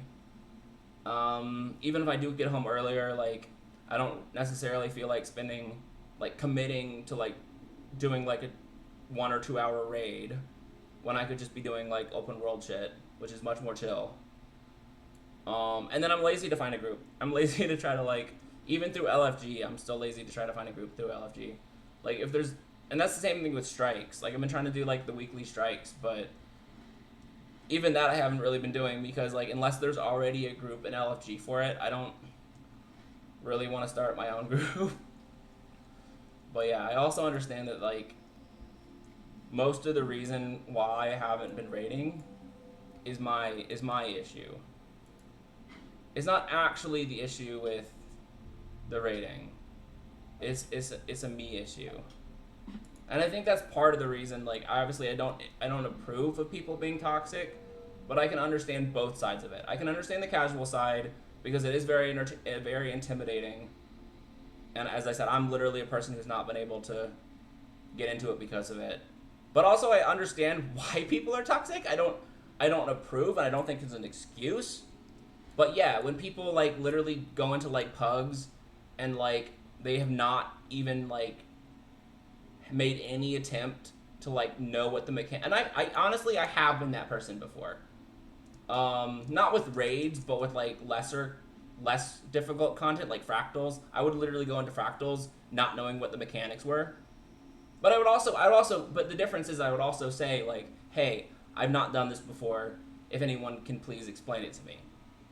But anyway, yeah, that's why there's some toxicity because people just go in, especially very casual players. They'll go in and they'll not do the research, and they'll have like traveler runes or some shit, and yeah. And it's like they won't have anything even close to like, not even just not a meta build. Okay, if you don't have a meta build, okay, like that's one thing. But they won't even have like even semi-decent gear. And they won't know the mechanics. And people won't know that they don't know the mechanics until they wipe like 2 or 3 times. And then somebody will ask, hey, if anyone doesn't know this, can you tell us? You don't know the mechanic, can you tell us? And be like, oh, I've never done this before. It's like, thanks, dude. So, yeah, no, I don't approve of toxicity, but I also understand it. Like, I understand why people do get toxic. It's just taken to an extreme degree. It's like perfectly reasonable reason, they just take it too far. And they shit on anybody who's like never done it before. And it's like, I literally can't learn the raid if people won't do the raid with me because I don't know the raid. It's like when you apply for when you're like, I remember I was like unemployed for like a long time, and I was applying for jobs like every like a million jobs like a week, right? And then you get these jobs that are like, they're supposed to be like starting positions, but they'll expect you to have experience already. And it's like, how am I supposed to get the experience needed to do the job if I can't get the job that I need in order to get the experience because it requires me to have experience. It's the same bullshit with raids. Like, you have to let people learn. Like, it's not like not everyone can do it on like day one when the raid first comes out. So yeah, my point is I understand both. I understand both sides. I understand both sides like very well. That's what you liked about WoW's LFR. I would use that to learn the basic mechanics of the raid before I try joining actual groups. Okay, that's cool. I don't know if I'm familiar with what you're talking about, but I do remember in WoW I did actually do like a handful of raids, or like maybe I missed most of like the big ones. Like I never did anything like the Deathwing or like any of like the big boss ones. I got in around the time of like Wrath of the Lich King or Cataclysm. I think I started playing WoW a little bit before Cataclysm. But yeah, I never played any like the huge raids, but I definitely did like a handful of them.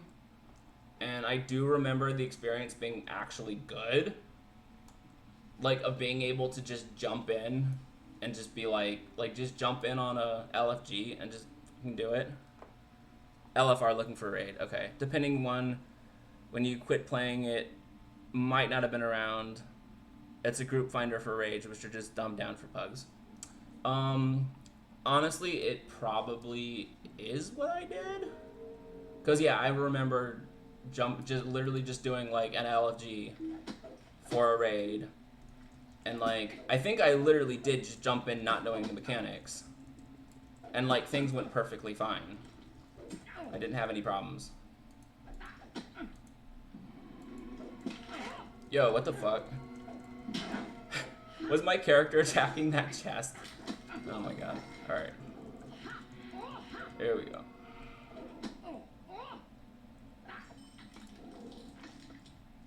Oh yeah.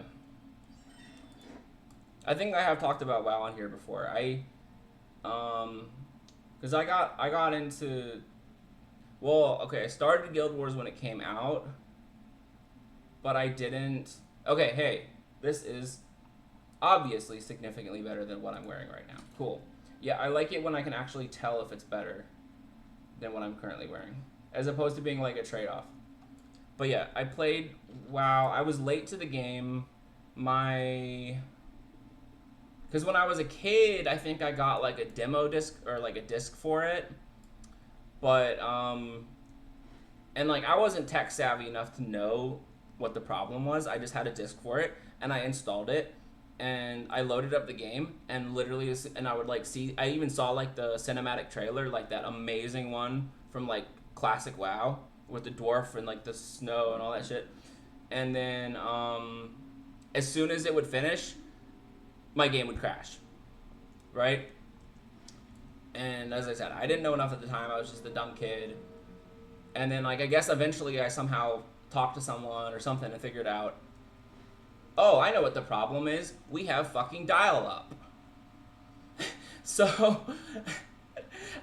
like, for a long time there, I played, like, some shitty offline, because I really wanted to play RPGs and shit. Like, I really wanted to play, like, some online RPG shit. I played this really, really shitty ass one called Dungeon Lords or something. And I did that because I think it had like an offline like version or something. And then eventually we had email with Juno. Shows you how old I am. Like we had an email with Juno and I found out that they were doing like a DSL or broadband, DSL, whatever it was called at the time. And so I like basically did this like giant, like I made like an entire fucking presentation, like PowerPoint presentation to convince my parents to get that we needed to get Juno broadband. And of course the only reason I was trying to do it is because I wanted to play fucking WoW. But I convinced my parents, I'm like, see, we already have email with them, blah blah. So anyway, so my first, like, actual decent fucking internet was Juno broadband. But it's weird because I still don't think I fully played WoW until. Well, I went to this camp called Cyber Camps, which was really cool, and we played it there. So they think that was my first time fully playing it. Because we did a machinima. We ended up doing like so Cyber Camps. It was like you learn how to do like animation and fucking like 3D modeling and stuff like that. So one of the like fun activities we had is like you would make groups and you would like one of the things we did is we like had groups that would make machinimas together. So we did a machinima in WoW, and it was like a bunch of like gnome. We were like a bunch of gnomes following around like a dwarf, and it was really cool. My first experience in WoW because like this person already knew how to like navigate around through like all the capital cities, and you take the tram in like whatever it's called. I mean, it's been too long, but and they because the thing is we literally created characters on the spot, and then but we had to take them to a certain place in the world, and the person who was doing it was like one of the camp counselors, so she was literally leading around a group of us like gnomes, like going to where we had to go, like Storm, what's it fucking called, the human capital city anyway, and then yeah, and then we like shot a machinima in the game. So that was my first experience with WoW. And then I played it like, as I said, I think the first time I actually like played it like on my own was with one of my friends who's like a huge long time WoW fan, and like he's still playing WoW, and I'm like, dude, you have to stop playing WoW. Play Guild Wars 2 with me. WoW sucks. But he's like, no, I'm just gonna keep playing WoW. And yeah, I think it was before Cataclysm came out. I'm pretty sure it was before Cataclysm actually came out.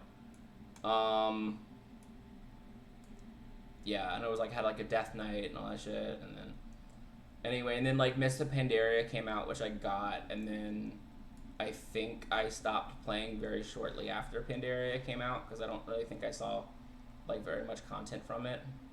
I created like 2 Pandarian characters, one Alliance and one Horde, and then yeah, I think I played like the starting zone in Pandaria and didn't do much more.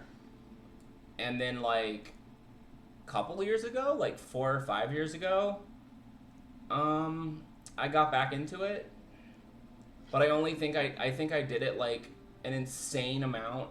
Like I binge played it for like a month, and then I quit again.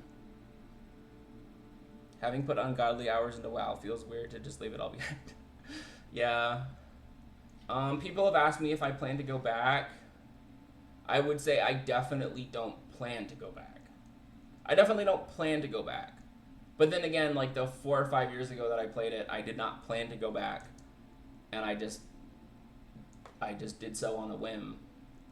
But yeah, basically last time I played it, I literally just I played like some of the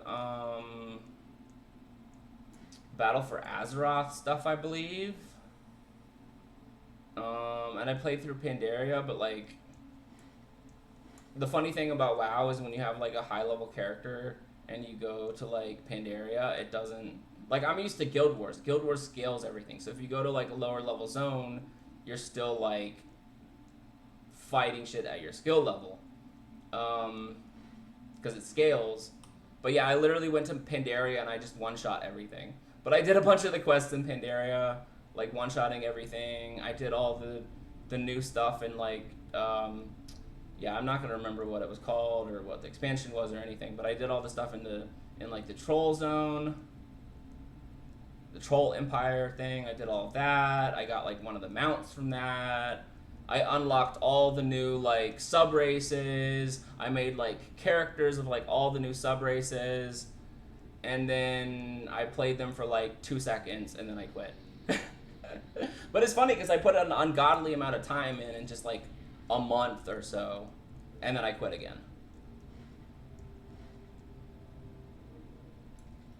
Torn about how you feel about scaling yours. I will say having grown up with not having stuff scale and being able to go back and one-shot things, and then playing Guild Wars 2 for like 10 years, Well, actually, no. So my journey with Guild Wars is I played it when it came out. I couldn't really get into it. I was having a lot of trouble because I was used to the stuff like WoW, and I thought like I had to go to like all the they have like things called hearts. Like it's not typical quests. Like you have a zone and you explore and you unlock points of interest and vistas and stuff like that, and you do the heart tasks. But I was like focusing too hard on what the level was, and I was like I would level up, and I would think, oh, I can't do this heart because it's too low level, but I can't do this heart because it's too high level. Because I was used to like the WoW model, and then anyway, so I was also struggling a lot with the combat. I was like, because I started on it. My first character that I really played was an engineer, and they're like really squishy, and yeah, I didn't understand the fighting style of how you were supposed to fight things. So I was struggling really hard, and I quit. And then I remember I used to get emails like every goddamn day, like you have to play Living World Season 1, you have to play Living World Season 1. I just get ignoring it. So I missed like all of Season 1. And then my friend who basically started Guild Wars 2 with, after I missed out on Season 1, was like, he'd been playing Season 1. He got through Season 1. And he convinced me to get back into it. And he was like, no, dude, you're taking the WoW approach. That's not right at all. Like, you have to do is, like, it doesn't matter what the level of the heart is. Do everything. He was like, you just do map complete. You complete the entire map. It doesn't matter the level of the heart. I think at this point they've removed, like, because it used to have, like, an indication. I don't know. But I think it used to have, like, an indication next to the heart of what level it is. They might have, like, changed that because it confused people too much. But yeah, he was like, you literally just go and complete everything on the map. Don't worry about what the level is, unless it's too high level for you, of course. Complete everything, and that's how you level up. Guild Wars 2 could use a better onboarding experience for new players. I've seen a lot of people who play Guild Wars 2 for the first time get confused by the hearts and event stuff. Yeah, the only rule is don't do stuff that's too high level for you. But other than that, the leveling method in Guild Wars is you start in your starting zone. You map complete your entire starting zone. You map complete your entire like racial capital city. You go to your but like you just do the story. But like I mean, I know not everyone likes the story, and the story does kind of suck in like core game, or at least like the dialogue. Which for me, I didn't realize until I went back and like played some like even some of the dialogue in like Heart of Thorns is like really really embarrassingly bad, like cringy, which I didn't realize until I went back and like played through that story again. It was like, oh man, this dialogue is so bad. But yeah, play the story. If you don't want to play the story, like at least go through like the zones and do map complete, and you'll like level up so fast. Traherne can go. That's hilarious because the first time I played the core story, I loved Traherne. And then I went back and I did it on my second character. Well, because the thing is, I would see people like shitting on Traherne, and I was like, I don't get it. I like him. And then I played through on my second character, and I'm like, this guy is dry as fuck. This guy is fucking boring. But, I mean, that's not to say, I think the reason I liked him the first time is because, I thought it was really cool that he was, first of all, a necromancer who's, like, a good guy. Like, his personality is not, like, a necromancer at all. He's more like a scholar who, like, studies shit. I thought that was really cool. I think his character, like, concept is cool, but but yeah, I agree. The dialogue and the... like, the things they did with his character I thought were cool. And he's a good concept, but his dialogue was trash. And yeah, he was cringe. But I didn't realize it till my second playthrough. I didn't realize that he was I was completely oblivious to it the first time I played. And I liked him. Yeah. But I liked some of the like shit that they did with. I do think some of the story was good, at least in terms of like how they like laid it out in the instance, and like I thought they had like some cool, like creative like problem solving kind of shit, and like the situations you found yourself in. And I remember like a really cool thing was like you kind of get like trapped into place and get like ambushed by like undead, and then he like makes up some minions, and like you have to like get the fuck out of there. It was like in, I don't know, it was one of the earlier ones. I thought that was cool. I thought that was cool. Like I thought that was a cool like mechanic-y thing. Like, oh, I'm gonna like summon minions and like. So I thought that part was cool. But yeah, I agree. His like the voice actor is very fucking monotone, and the dialogue was really bad. The dialogue stopped being awful in Path of Fire. I think Path of Fire, they figured out how to not do cringy ass dialogue. Cause yeah, I replayed when I replayed the story in Heart of Thorns, I was like, this is like middle schooler writing edgy fan fiction bad in terms of the dialogue writing. But I didn't know it until I replayed it and was like, yeah, this literally sounds like a fucking middle schooler wrote this. I don't think I finally killed Zaitan until like 10 years after the game came out or something. Yeah, probably. I don't remember how long the game had been out when I started playing again. But yeah, after my friend told me that, like, just do the map complete, I got into it, like, right the fuck away. I was immediately sucked in by Guild Wars. Once I figured out that, and I figured out, oh, well, he told me, because I was playing an engineer, and I kept dying and dying and dying and fucking dying and fucking dying and fucking dying. And he was like, dude, the problem is you're taking out your flamethrower and you're just doing, like, flamethrower abilities. Or you're doing this and you're just using your, like, weapons. He's like, the whole point of an engineer is to, like, you have to swap between all of your kits and all of your weapons and everything, and you have to like click on everything, like use all your skills. Which actually, now that I'm like much more of a veteran in Guild Wars 2, I'm like, that's kind of true with like all of the classes actually. That's generally a Guild Wars thing where you just have to like, yeah. I played the original Guild Wars on launch. You ever played that one? I played it after Guild Wars 2. I started it because I wanted to get, like, I wanted to unlock the pets that you can only get through, Hall of Heroes or whatever it's called. Which I never actually ended up getting that. I got the Heritage Armor when it came out in Guild Wars 2 because I had enough playtime on Guild Wars 1. I think that was required, but I can't remember.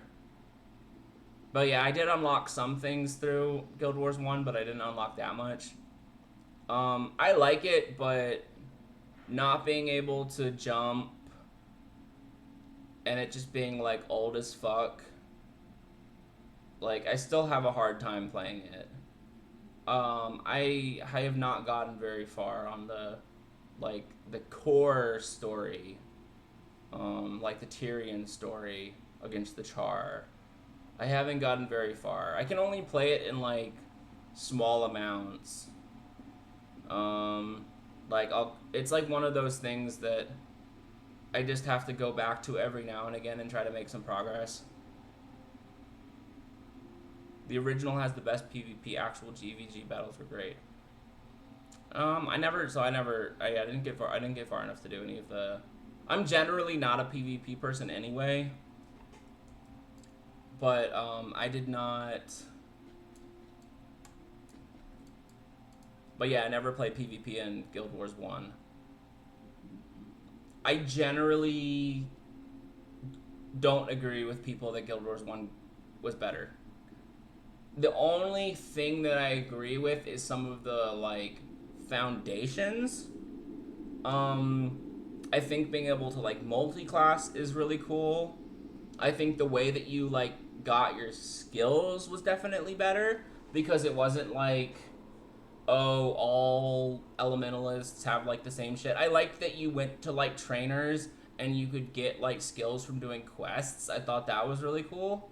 I thought the multi-classing was cool. I think in general like the skills were better, but like for me it's just too fucking old. I couldn't get in the flow of like the combat.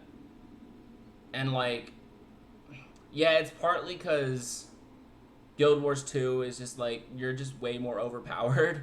Like the combat's a lot easier. That's probably why I like it. I just feel like with Guild Wars 1 it's a much higher like yeah, like you actually have to build your shit correctly to I struggled a lot with that. Like that's one of the reasons I'm having trouble with some of like the even like the story missions. Like I'm literally failing story. I was literally failing story missions, and I did end up like looking online and like getting a much better.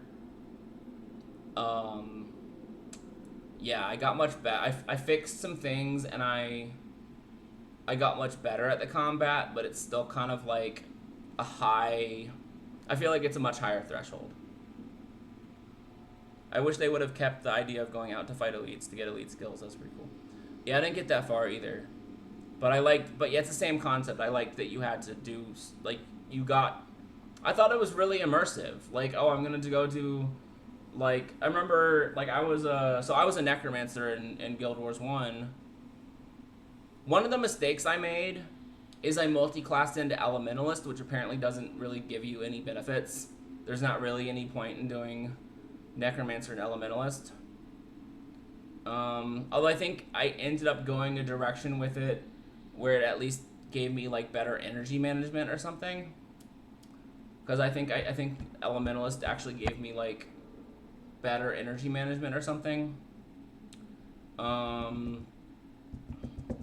But yeah, I was on necromancer and like you get a quest from a necromancer to go into like this crypt or whatever. I think this is this was the part of the game that was like pre-searing. You go into this crypt, you do, and then like she wants you to. I don't remember, but you get like some ritual spell or some healing spell. Like she gives you this. She gives you the skill in order to do the quest. And then when you, I thought that was really cool. I love anything that like makes shit feel immersive, or makes shit feel like you're actually existing in the world. As I said, that's why I like the collection achievements in Guild Wars 2. Because they make you go do shit.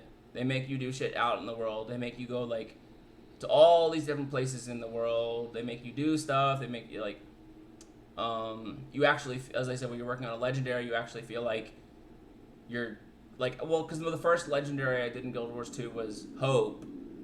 And, like, yeah, you go to, like, the Hylek, and you do this, and you get all these different types of toxins and all these different kinds of energies. And, like, it feels immersive. So I'm always want immersion in my games as much as possible. Swoley Gains, what's up? Thanks for joining. I am sort of playing, sort of not playing Lord of the Rings because I'm spending too much time talking about Guild Wars 2 and the original Guild Wars.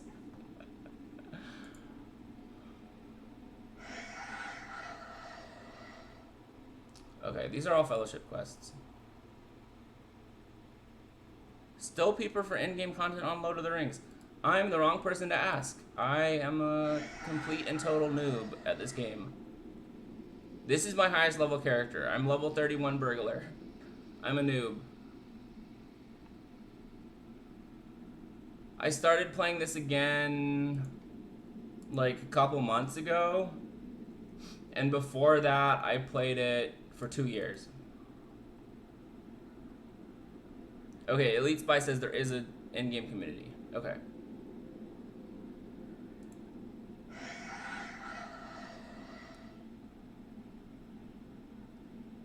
Okay, this is all fellowship stuff. Not very big, but it's there. Yeah, it seems like very much like a cult following. But it's I definitely like it's definitely a good community, man. I like it.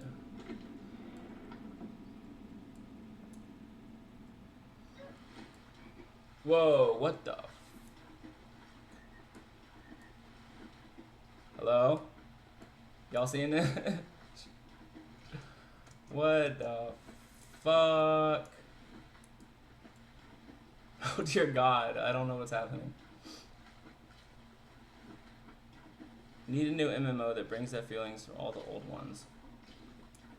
This one definitely is bringing my nostalgia for the old ones. It definitely has that classic MMO feel, for sure. It has bad server lag. I have not had too much. I have had it a couple times, but overall it's been alright. But then again, you're saying this shit. Hold up, stuck.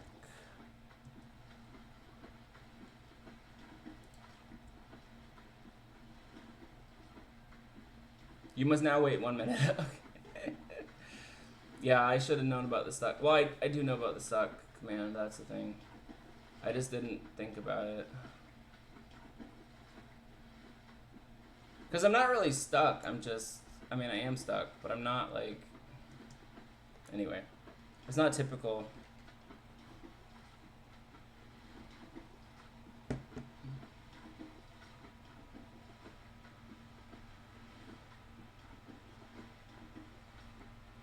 Oh man. I also played, the other MMO I was really big into for a long time was Star Wars The Old Republic. But I started that around the same time as Guild Wars 2. And then I think when I didn't get into Guild Wars 2 the first time, I was mainly playing LOTRO. Server lag on the main servers is pretty bad. They are working on switching them to 64-bit. 2 new legendary servers are already 64-bit. Haven't seen any lag. Nice.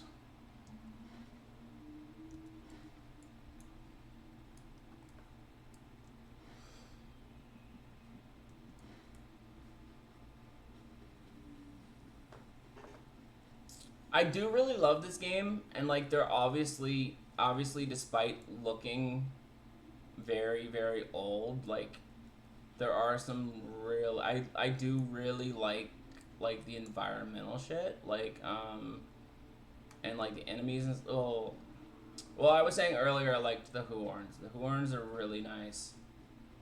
I have so much appreciation for the Huorn models and animation. Like they're very cool. Especially when they literally just look like fucking trees if you're not paying attention. But I do kind of, part of me, yeah, I'm torn between, you don't like the new MMO graphics, so cartoony. Yeah. I can see that. I play Guild Wars 2, that's probably a bad example for you then, because it's a lot of people say it's too cartoony. You feel like LOTRO has a certain charm to it. Oh, 100% it does. And it definitely has the nostalgia factor for me. Retail WoW is so cartoony. Yeah. Agreed. Okay, this whole Guild Wars 2 isn't as bad as WoW. Yeah. I agree. What the fuck? I think this tower is just broken, man.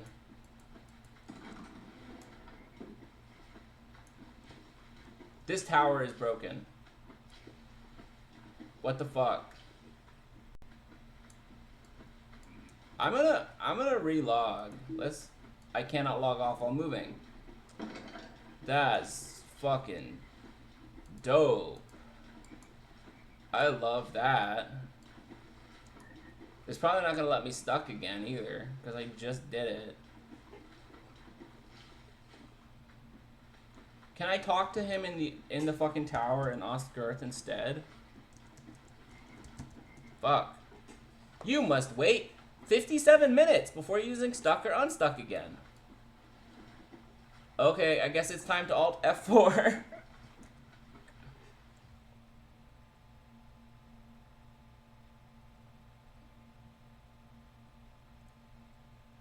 Wow.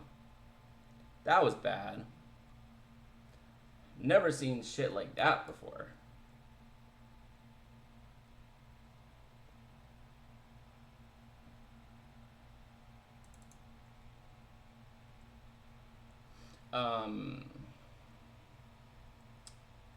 But yeah, I would like to see. Yeah, it's the tower in Garth Agerwin. Yeah, I had not had. I've been in there before. I've not had that problem.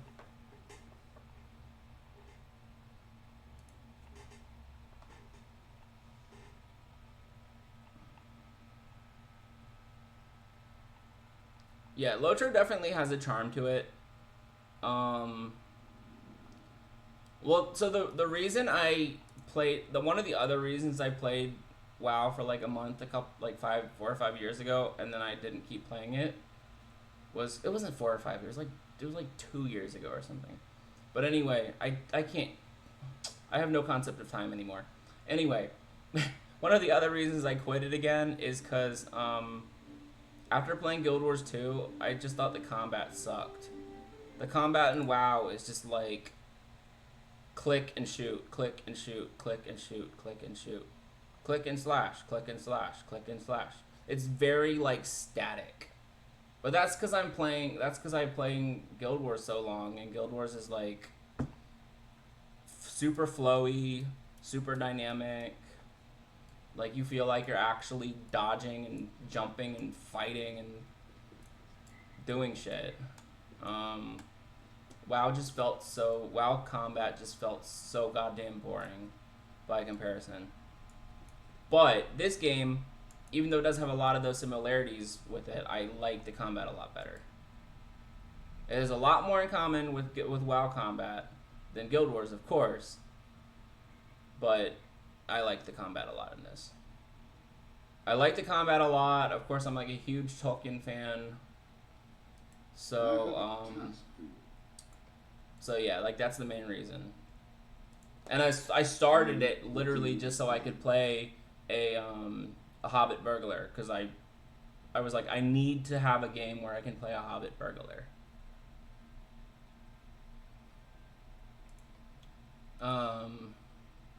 But at the same time, I kind of wish they would do a graphics update because it looks like it's like 20 years old. Yeah, I'm like a person who's kind of torn between two parties in terms of like I won't play old games because the graphics sucks. And then the camp that's like no, old games are great. I don't care about graphics. I'm somehow in both of those camps at the same time. I guess it depends on what the game is. It depends on what the game is. I definitely don't think new is better, period. I thought that so one of my favorite Pokemon games of all fucking time is Pokemon Platinum.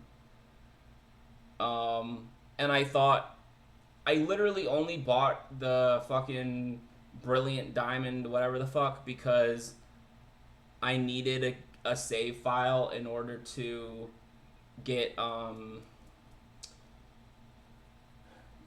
what's his name? The mythical fucking shit. Anyway, the dark type one, whose name I'm blanking out right now, who's one of my favorites, but I'm blanking on his name right now. But anyway, you needed a save file in that game to get it. But that's literally the only reason I got it, because I thought it looked like utter fucking garbage. The worst graphics I've ever seen in my life in that game. And there were people who were like, yeah, but it's 3D, so it's better. And I'm like, I'm an art major, you're fucking retarded. It looks like trash. And as I said, Pokemon Platinum, one of the reasons it was my favorite is because the graphics were fucking amazing. They weren't 3D, but they were like absolutely beautifully artistically done. And then the new one was like, we are 3D. But they looked like fucking shit. Like you had like smooth trees. It looked so bad. It looked so bad.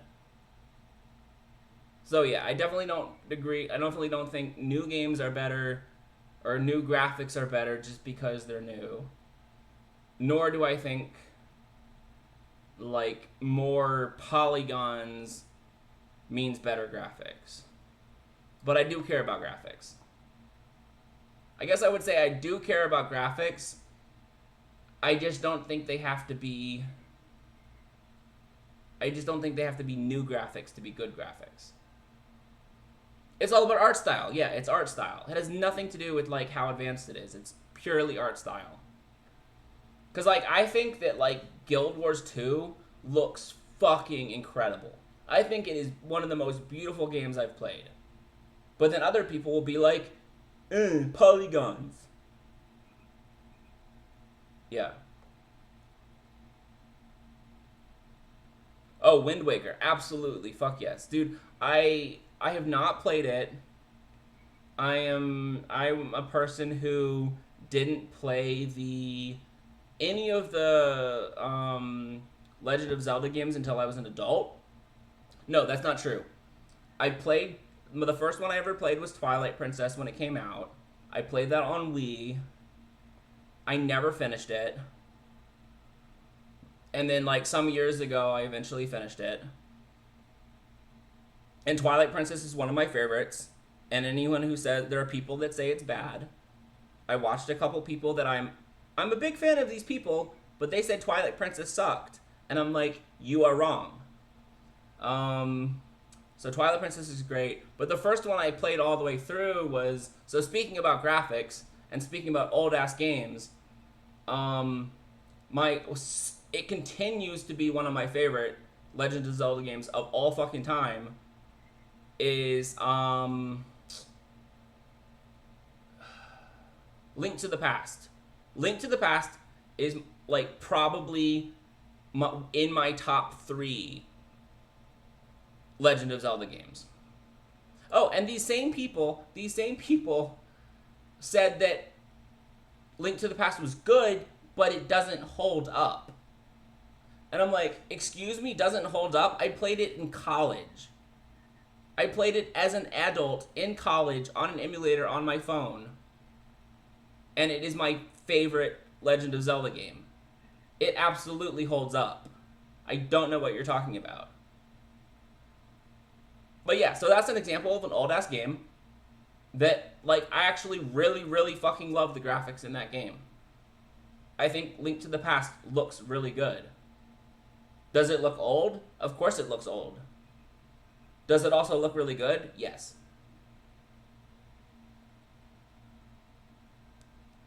But yeah. This time I'm not gonna name drop. I'm not gonna like name the name of the people I was watching that said this, because I don't want to talk shit about them, because I do really, really like them.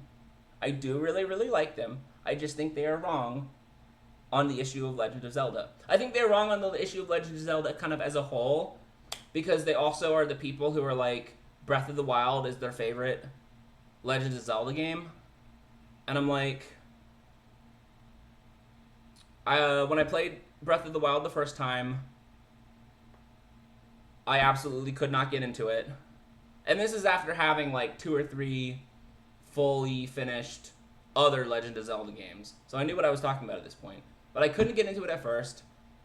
Then I kind of changed my mindset and I played it and I finished it.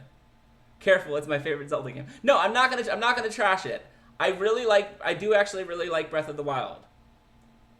But here's my caveat. You're just gonna have to accept, if you have a problem with it, you're just gonna have to accept a difference of opinion. I love Breath of the Wild, but my one caveat is it's not really a Zelda game. It's a Zelda spin-off. It's not really a Zelda main game. No dungeons, no exploration, no exploration, it's your favorite because it's so different. That's fair. I can agree with that. There are things that it did that were incredibly fucking different from any other Legend of Zelda game, which also make it incredible. As I said, I'm not shitting on Breath of the Wild.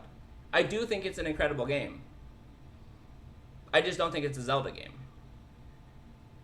I still have to play Tears of the Kingdom, because I've heard it actually is a Zelda game. Because I was talking with somebody and they agreed with me about Breath of the Wild not really being a Zelda game. And they were like, Tears of the Kingdom kind of solved most of the issues with Breath of the Wild. Because yeah, I do think Breath of the Wild is an incredible game, but it had like 2 or 3 major problems for me. You never finished Tears of the Kingdom. Okay. Yeah, I haven't even started it. Which is funny because the reason I haven't started it is because I know, because I was like, I don't have a ton of time. It's going to be a huge time sink. I'm going to be playing it like 20 hours a day, even though I'm working like 6 days a week.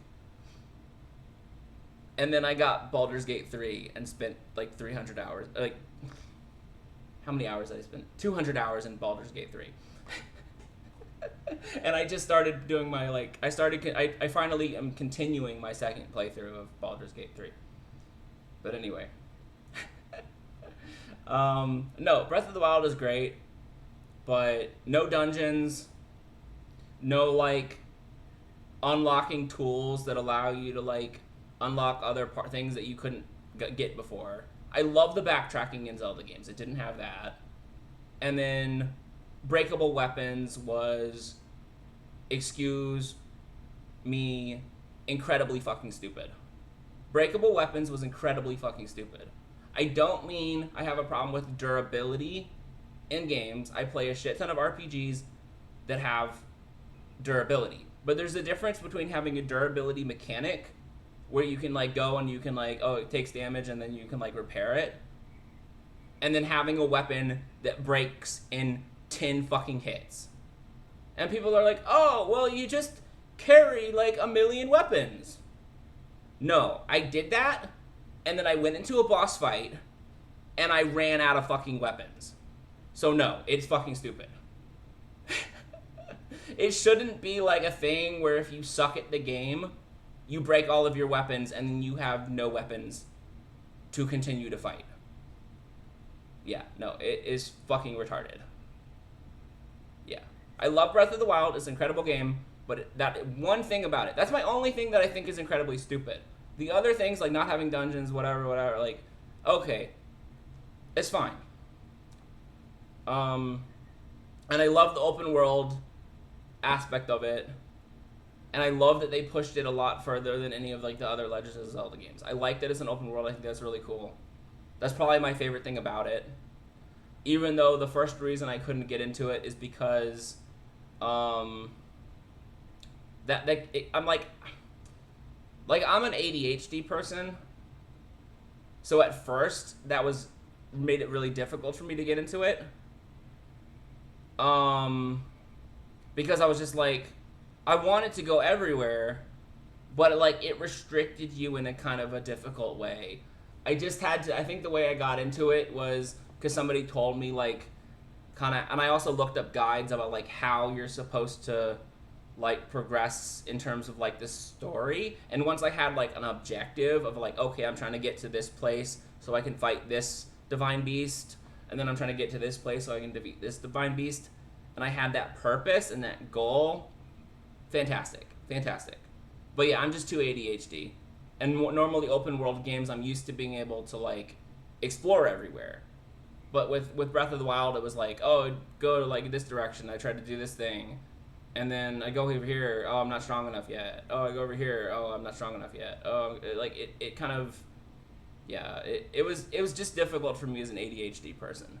It's not a criticism of the game. It's just that's made it just for my personality, it made it hard for me to get into at first.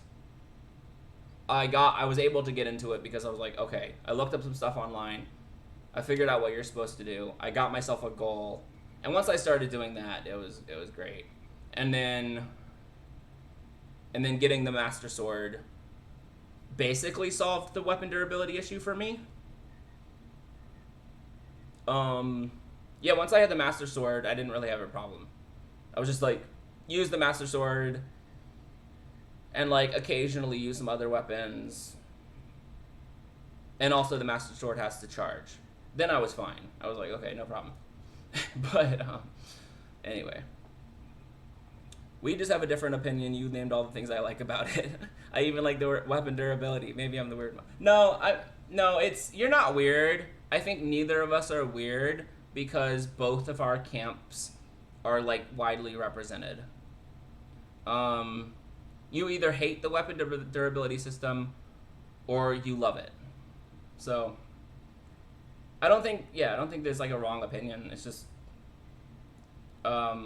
as I said, there are plenty of people who agree with both of us.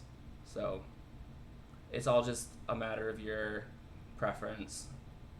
Like, I mean, I still think it's stupid, but like, I'm not gonna say somebody's wrong for thinking that way, if that makes sense. Like, I can respect somebody thinking differently. I still think it's dumb as shit, but that's according to like my own preference. So, yeah, totally valid to like it. I mean, even like even the people that I was like saying were wrong about like frickin' Twilight Princess, like, yeah, it's completely valid if they don't like it. If they think Twilight Princess is garbage, that's their fucking right. They're allowed to think it's garbage. Like, they're allowed to think it's the worst Legend of Zelda game. Like, they're wrong, but like, that's by my perception. Like, I don't actually obviously have any beef with these people at all. Like, as I said, I still love their content. We just have a disagreement. And also, I happen to be like very passionate. So it may seem like I'm shitting on somebody for their opinion, but I'm not. I'm just very, very like intense with some of my opinions. It doesn't mean like I think somebody is like actually retarded for thinking it. Like, I played it on Wii. I didn't mind the motion control. I think this is... Yeah, no, I played it on the Wii as well. Cuz I think I tried like both cuz like when I originally played it I had it on the Wii. And then I went and I found like the GameCube version, so I tried to play that. But I was like, nah, I already had save progress on the Wii version. I already had not made it super far. So that's the one criticism. See, part of the reason I don't like that they said it's trash is because they only had one valid criticism, or they only even said, I don't even remember them even saying one criticism of it, which was completely a valid reason, but not to say that the whole game is trash because of it. Because what they said is that the beginning is too long. You spend too long in like the little village at the beginning. I 100% agree with that. Because, dude, like, I literally didn't finish it. I literally didn't get very far at all the first time I played it. I only got to, like, Death Mountain. I literally just got to Death Mountain the first time I played it. But I also didn't want to lose all that progress. So that's why eventually I did actually finish it on the Wii version, despite trying the GameCube version. But no, their one criticism of it was completely valid, and I completely agree with. I just don't know why you would say that the game is trash just because of that. Like, okay, once you're past the slow-ass, boring-ass intro, that's only like 5% of the game anyway. It may be really long, but it's still only like 5% of the game. So why is that mean the whole game is bad? Yeah, maybe if they could have provided some like other reasons for it, I might have respected their opinion a little bit more about it not being good.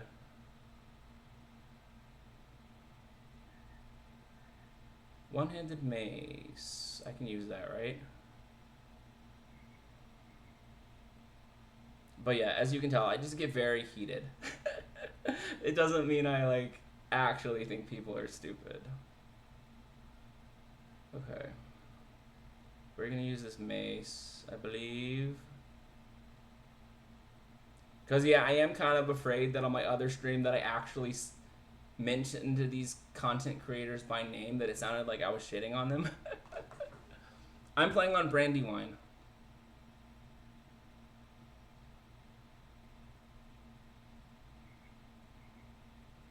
Okay.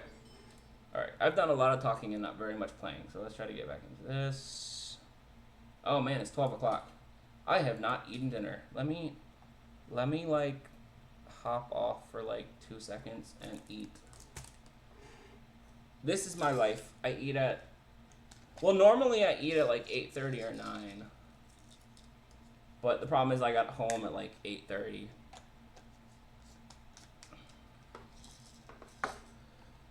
Alright, and we'll be back in like 20 minutes, something like that.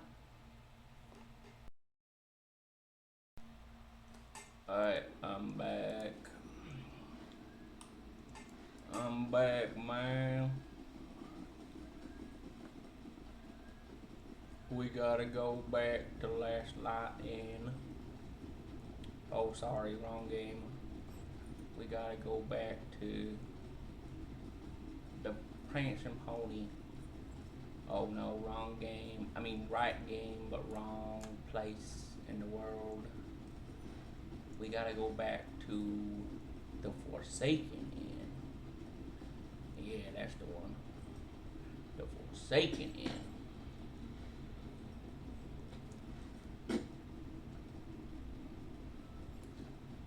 The Forsaken Inn. I forsake you, brother.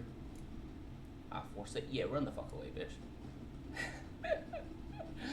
Alright, we are back.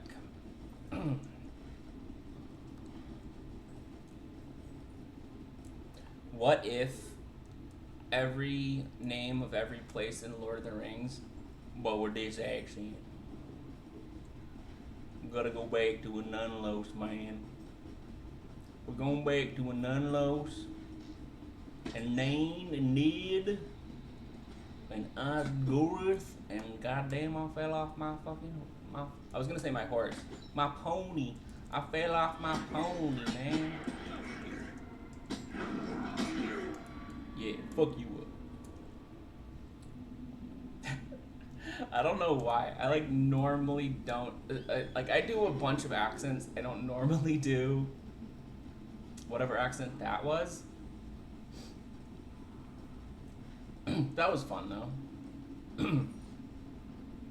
No, I normally do a British accent like this. It's my normal go-to accent. It is the one that I can speak most naturally, speaking with. Naturally. I used this accent at a house party in London. They knew I was American because I didn't start talking like this. And then I said, oh, I can do an accent. And they were like, oh shit, that's actually pretty fucking good. But then the one guy, he was like, well, that's not really a real accent though. You're kind of doing just like, but he's like, you're kind of doing a weird Cockney accent, which doesn't really exist anymore. But also you're kind of doing not really an accent.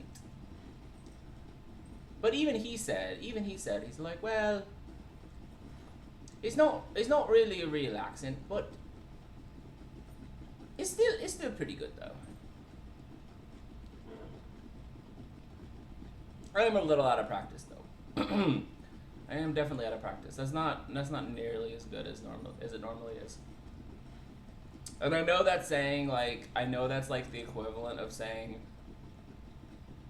I swear this doesn't normally happen. No, normally it is better than that. Normally it is better than that. I'm a little bit out of practice. It's not that bad. It's just that not all of the words I'm saying am I pronouncing correctly for this accent. I don't know how every single word is supposed to be pronounced in this accent. Which is probably part of the reason he said it's not a real accent. I mean, the main reason he said it's not a real accent is because there's no such thing as a British accent if you really get into it. There's no such thing as a British accent. It depends on where in Britain the person is from. Now, if I really wanted to do a really good British accent, I would study how people talk from a very specific place in Britain, and then I wouldn't call it a British accent. I would call it received pronunciation. Yeah, it's a weird, my fucking British accent is either like straight up full on Cockney, or kind of more of a modern Cockney, like, what's the matter with you, man? What's the matter with you, man? kind of a more modern accent, or it's more received pronunciation, or closer to received pronunciation, or it's a weird combination of Cockney and received pronunciation, which absolutely makes no fucking sense whatsoever, but it is what it is. But yeah, a British accent does not exist. But if it did, I don't think my accent's too bad. I'm a bit out of practice. I mean, that is basically what the guy said. He was like, it's not, I'm gonna criticize you because it's not a real accent. But if there were such thing as a British accent, it's not too bad.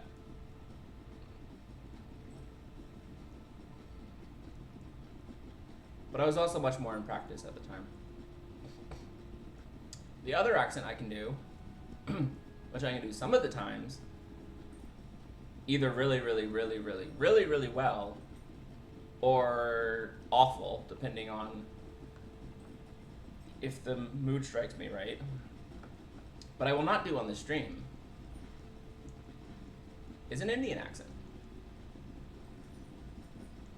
Which is also an accent that I did for a friend who was Indian, who also said, that is really good. Well, it's less that he said it was really good and more like he was laughing his fucking ass off. But I will not do that accent because I don't want to get canceled. Although I guess for some people it's enough to cancel me just me saying that I do an Indian accent. Which I really don't understand, because why should an Indian accent be any different than any other accent that is a place you're not from? Why? Just because they're not white? That doesn't mean it's racism. Anytime I do an accent, even if it's to be funny, I'm not truly making fun of the accent. I'm sorry I had to tell If I do an accent, it's because I really freaking like the accent. Like, genuinely really like the accent. Like, Indian accent is awesome. Like, sure, when I do it, it's kind of funny, but it's not because I'm like, I'm racist. No, I just love accents, dude. Accents are fun. Languages are fun. My wife is from Thailand. When I met her, she spoke like no English, dude. And I've been with her the whole time as she's been improving her English. And she passed her English test that she needed to be a nurse, which is like the part that took her the longest. And then right after she did that, she did her NCLEX, the nurse licensing test, and passed it on the first try because she's awesome. But yeah, the English took a long time. Her original plan was to like before she met me, or even after, even for a while after we'd been dating, was that she wanted to get her green card sponsored by getting a job as a nurse. But yeah, unfortunately that didn't work out because yeah, the English just took too long. And English is freaking hard. Dude. But like, yeah, in all honesty, yes, we did laugh. We did laugh about it when she would mispronounce things. And by we would laugh about it, I mean she would laugh about it and I would laugh about it. The point is, teasing and funny does not mean like putting people down. But yeah, we would both laugh about things. Just like I'm learning Thai right now so that I can speak to my like amazing, super lucky in-laws. Like her parents, I'm super lucky because they're like so sweet and so nice. Anyway, so I want to learn Thai so that I'm not learning Thai so I can speak to my wife, because like I think one thing that she was looking at said that like whatever, it's hard to, because whatever language, like she follows a lot of like language people on, is that the right word for, like on YouTube, and they were saying that like whatever language you start speaking in whenever you like start a relationship, and it doesn't only like apply to to like romantic relationship. But like yeah, it's very hard to like break out of that and speak in another language. So like do I speak like even now that I'm learning Thai, do I really speak Thai with my wife? No, not really. I mean I could practice with her more. But yeah, like for like actually speaking not so much. And like I'm also learning Spanish. I've also been learning Spanish for like 10 years, and my biggest problem is that I like literally never practice speaking it with anybody, which is why I can't speak it even though I've been learning it for like 10 years. And like the stupid thing is that like for most of my life, like 90% of my friends had been Spanish, and I never spoke it to them. But again, that's because it's like whatever language you started speaking with somebody, it's very hard to like break out of that. Now what's going on? I thought I was supposed to come here to do something.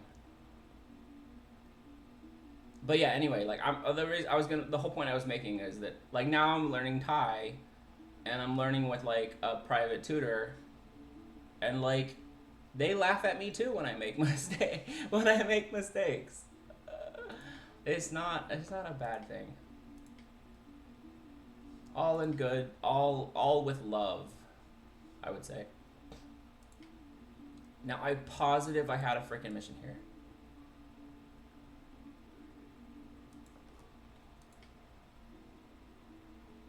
Oh, I didn't have it tracked. Palma Brownlock is waiting for you at the Forsaken Inn.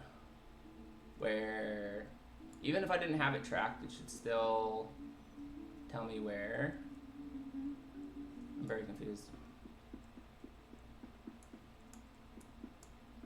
Maybe she's downstairs. I don't know. Here she is. Just a moment. You're Raventa. I heard about you from Atherol. You helped him out not so long ago, he said. Something about mushrooms. Tasty mushrooms. Good. I'm glad I found the right burglar. You don't happen to still have any of those mushrooms, do you? Willing to part with any of them? No, forget I asked. I've called you here about something more important than mushrooms. Hard to believe, I know. But some half-orcs have stolen this legendary sword, Medrod, and the people around here are pretty upset about it. I don't know what's so important about this sword, but it had something to do with this old hero who once kept the road safe. And folk don't like it in the hands of the half-orcs. So what we're going to do is sneak into Nayrost, the ruins they're using as their hideout, and you're going to grab the sword. Maybe that'll cheer up the people around here. They sure could use it. Just let me know if you're ready to go and we can set out. Okay. That's pretty cool. I like how they like reappropriate being a burglar. Like you think being a burglar is like some bad guy shit, but I guess if you're stealing something back from douchebags, that's cool.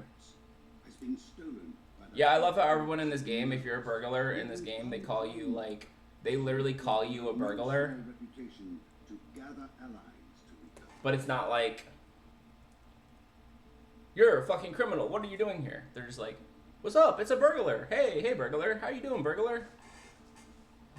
Like it's a completely normal thing to like be a burglar. What do you need? And they don't think I'm gonna like rob them at gunpoint.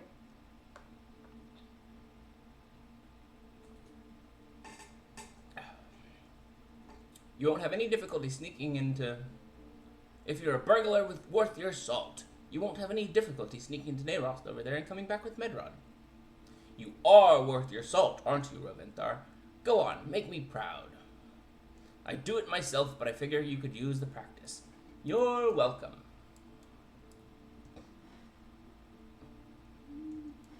Alright, the only thing I don't like about these is they don't really tell you where to go.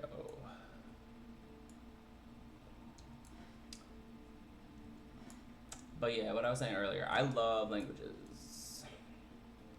I'm pretty good at learning languages too.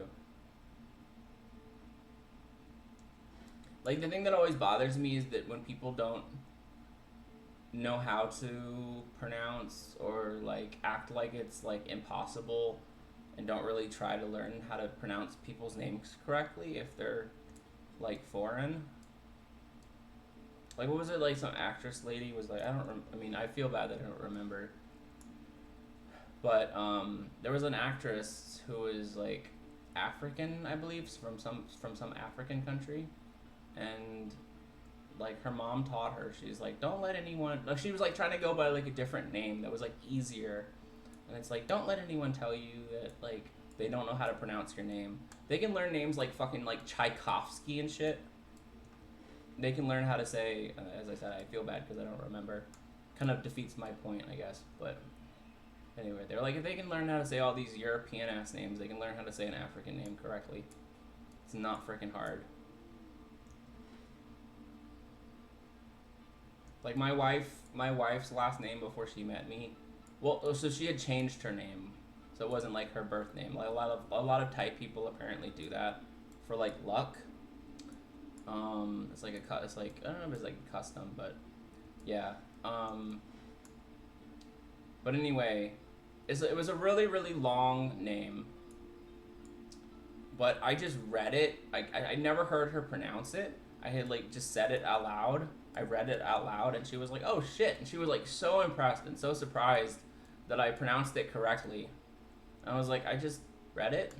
I don't know why people have trouble with that, with names that are not. I think people just don't try. I think people just assume that it's too difficult and they don't try. I mean, it's fine. I know people. It would be fine, and because like I know people have different things that they're good at / not good at. To me, it bothers me because it's like it just feels disrespectful of like somebody else's culture or language or whatever. Like, you're not gonna try to pronounce their name because you're gonna assume it's like. I remember I went into a doctor's office on behalf of my wife, and I had said her like full name. Like, so, like, her name before she married me, which, as I said, was, like, a very long name. And they just looked at me like I just spoke, like... They just looked at me like I just recited, like, an incredibly complicated, like, calculus formula or something. I'm like, it's just a name. Just hear the person pronounce the name and pronounce the name. Why is that hard? Yeah, so it just bothers me that people don't try to say people's names correctly. Like, my last name is Apfelbaum, which I think is, like, really easy, but, like, I swear, like, in my life, only, like, maybe 2 people ever actually bothered to say it correctly, or to try to pronounce it correctly. And, like, that actually doesn't bother me, because, like, I mean, it's my own name. I don't really care that much. I don't really care that much on behalf of myself. But also, it's not hard. People just assume it's hard because it's like a bunch of letters. But they just are like, Applebaum. My mom is a teacher, and she was teaching the kids how to say her name. She was like, app, like an app on the phone, fell, like fell down, bomb, like a bomb. Yeah, it's the thing. Is like, if you just break down most of these names, they're not freaking hard to pronounce. People just assume they're like, oh, it's like a foreign name that's like long. I don't know. You guys, please just excuse my long, weird rants. It's not that serious. I just get on these like tangents and go on about stuff for a while.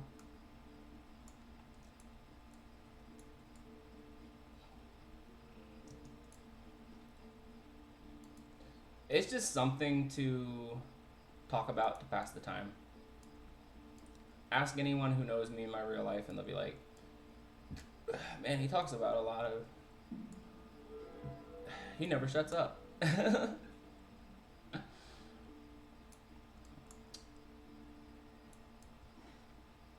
don't know. I hope it's interesting, at least.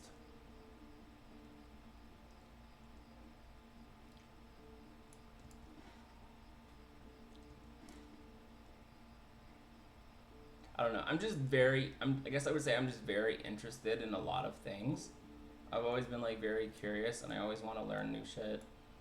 Like I don't. I was who was I? I was talking with somebody about that the other day.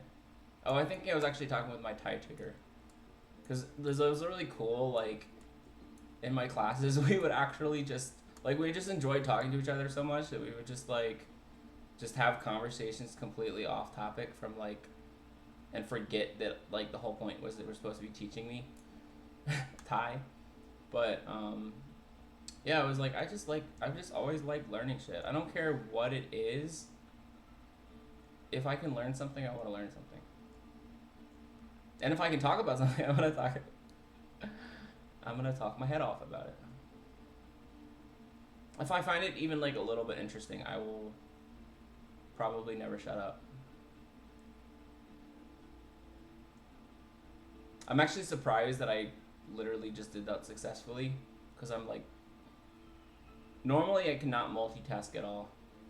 I think streaming is helping me a lot with that. Again, it's because I'm like super ADHD. I'll be like talking, and then I'll be like doing whatever in the game, and then I'll realize that I was not paying attention to what I was doing like that whole time. However, I do not remember where the fuck this lady is. I wish it would track. Oh, actually, no. If I look at the map, I can figure out. I know she was like over here on the map. Normally, my spatial sense is very good, but as I said, not very good at multitasking. Nope, there's a wall over here as well. Hold up. Yo, where this bitch at? No, I know she was over here somewhere. Damn it. I'm lost. Oh, here we go. Somewhere. Nope. Nope! Damn it.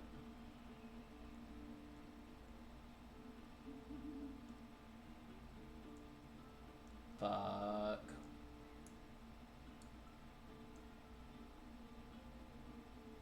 God fucking damn it. Oh man, I'm lost. I got the fucking sword.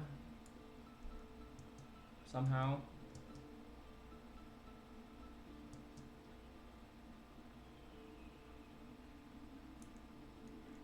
Maybe she's on the other side. I could have sworn she was on that side. Maybe she's on this side. I was not paying attention. Yeah, here she is.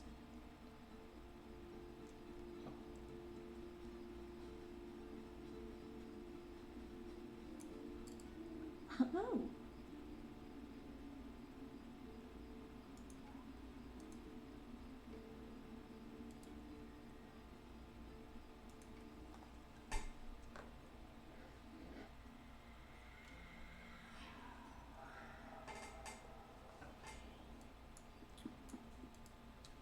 What do you need?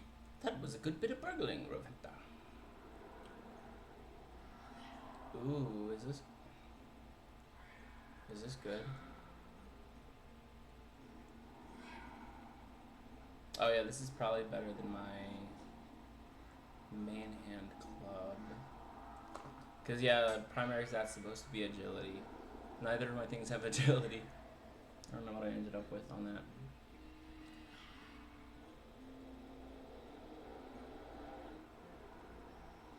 I will replace my...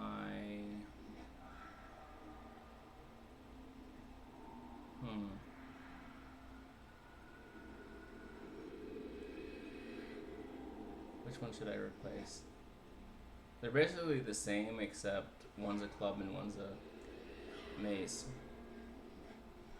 And one slows the target's attack speed and one slows the target's movement speed. But I literally just got this mace.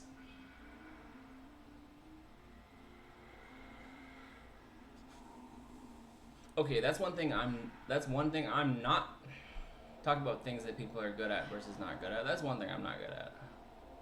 Figuring out which of these stats I mean, I know I need agility and I know I need like crit rating. I don't really remember what fate means.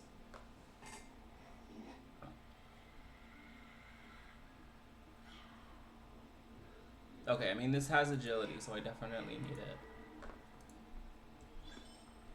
Um, title awarded. Roventhar Trickster. Cool.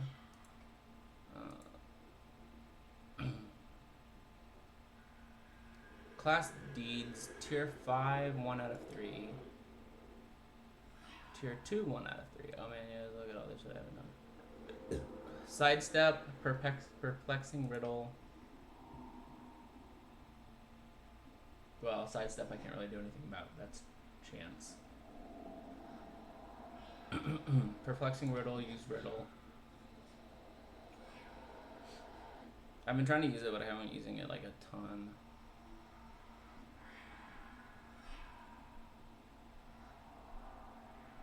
That's like it's supposed to be like a CC, I guess you use if you're fighting like a group of enemies. Just like immobilize one while you fight the others. And then Opportunist and Footpad. Oh, reveal weakness, yeah. And Diversion skill. Use your diversion skill successfully. What is that? Oh, this one. Diversion. Yeah, I don't really use that so much. Apparently, I've used it once. Alright, let's equip this. Let's equip this weapon. Yeah, I'm gonna replace the mace even though I just got it.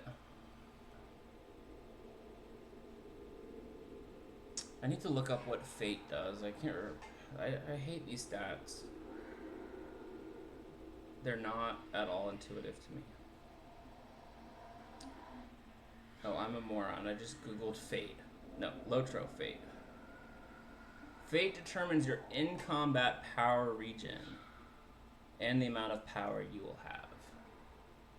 Okay, yeah, we're gonna replace that. I guess. I mean, slowing their attack speed seems more important to me than slowing their movement speed. Wield 1% auto attack, critical hit chance, 9 agility, 3 vitality, and 0.159 in combat power regen. Yeah, see, this is why it's like a little confusing with the stats, because you have multiple stats for the same thing. Like, might increases physical mastery.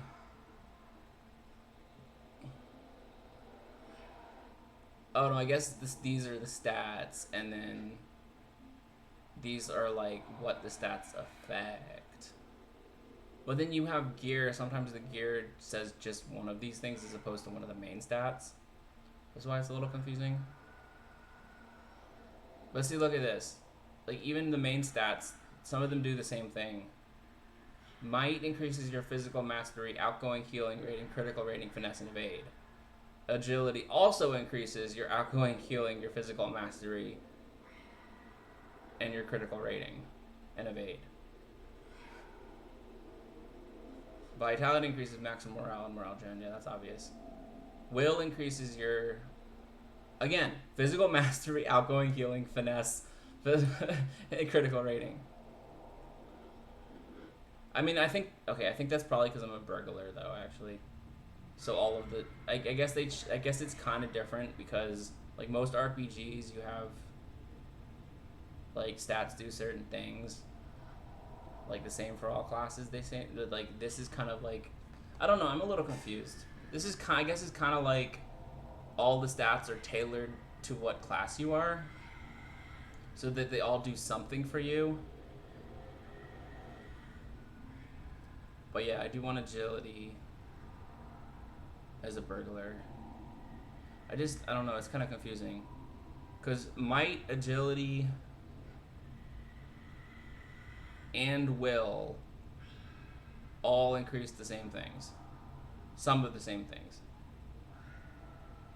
Might increases your physical mastery. Agility increases your physical mastery. Will increases your physical mastery. Might increases your outgoing healing. Agility increases your outgoing healing. Will increases your outgoing healing. How is that not confusing? Might increases your critical rating.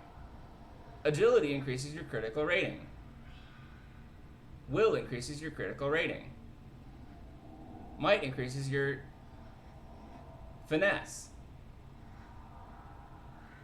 Agility does not. And will increases your finesse. Might increases your evade rating. Agility increases your evade rating. And will does not. See, that's so weird. I'm sorry, that's so confusing. I guess you go for agility because it increases the most things by the most. So even though they increase most of the same things, I guess, as I said, I guess it's because it's tailored to your class. Like if I were on my lore master, they would increase different stuff, I guess. They'd be the same stats, but they'd increase different stuff. As I said, it's a weird way to do it because you're doing it by class instead of by stat.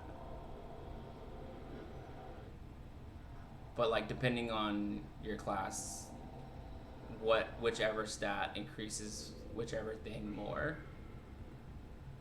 Yeah, I guess I'm going agility because it increases the most things and it contributes the most points to the most things. Yeah. I guess that's how you look at it. You look at this screen and you see what increases the most.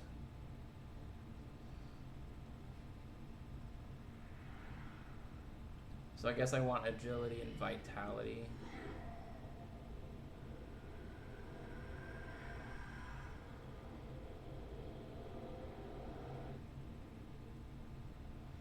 Oh, so I guess it was when I was looking at that thing earlier that I said I would lose a bunch of crit rating if I got rid of it. I would, but also I'm still getting crit rating from other shit.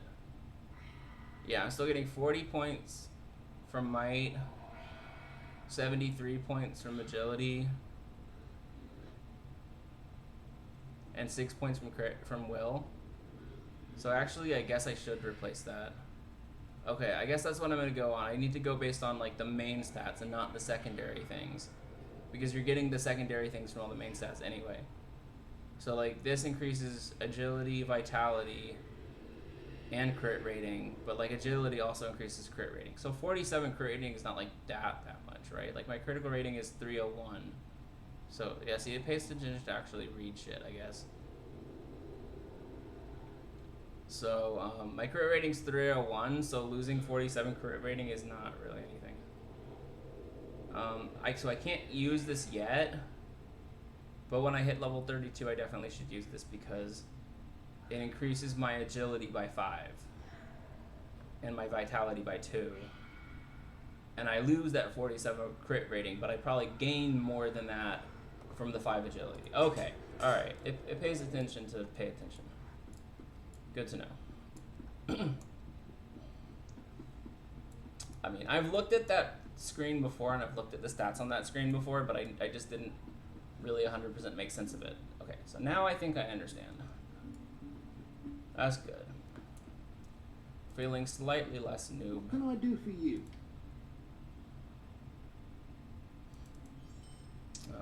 Okay, that's the one I need.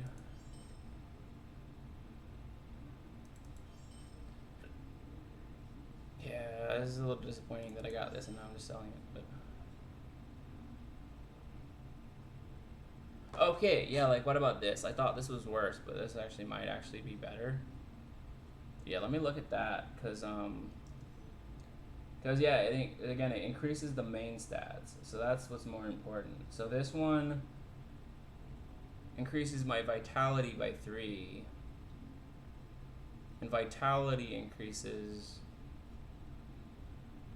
Alright. And then I'd lose 19 evade rating, but that's 346 right now. So 19 ain't shit. And then I would lose the 47 resistance rating, but I'm probably also getting that from... No, you're not getting that from vitality, but... My resistance rating is 369, so losing 47 is not much.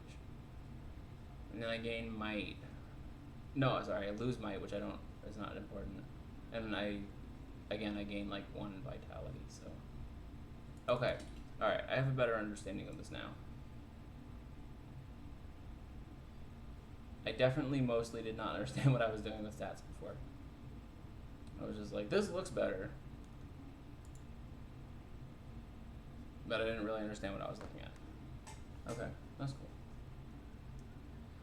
Alright, let's sell stuff that I'm not using. I don't care about these tasks, honestly. I'm mostly just... You get so many of these trophies, and I'm just like, whatever, just sell them. I don't feel like doing that. I've already done the stats a bunch in this zone anyway. I mean, the tasks. Yeah, my mouth is stopped. I'm not able to speak anymore. I'm getting a little bit tired. Alright, sell that. That's fine, I'll just sell that. I only have so many freaking... I can only have so many freaking, crafting materials. Especially that is not even used on this character.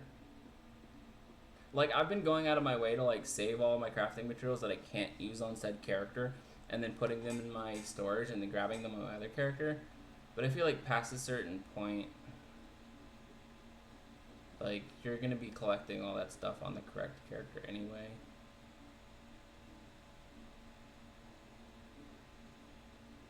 So it's just a matter of, like, if it's worth it or not. Alright, so now I guess we go to Oatbarden.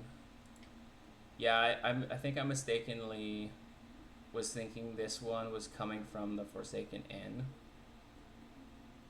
No, yeah, it does. It says Hannah the Young wants a shipment of oatmeal sent to Oscarth from the Forsaken Inn.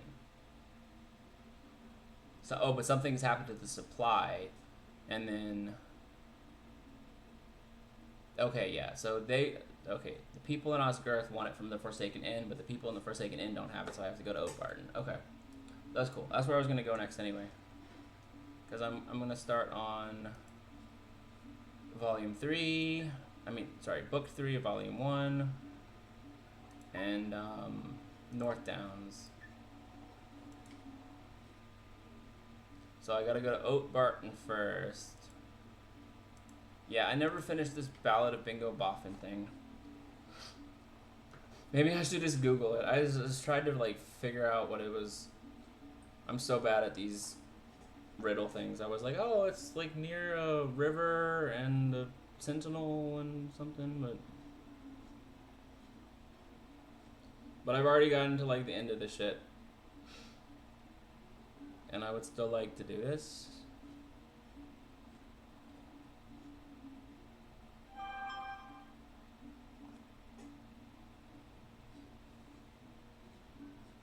Does it tell you where it is? I mean, see, the thing is with these things in these games is I can kind of figure out what the riddle means, but then I still have to look over the course of the entire map to find it.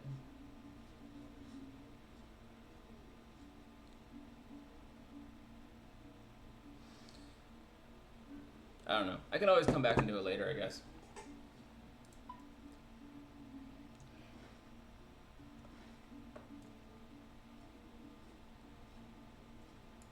Alright, let's go. Let's go.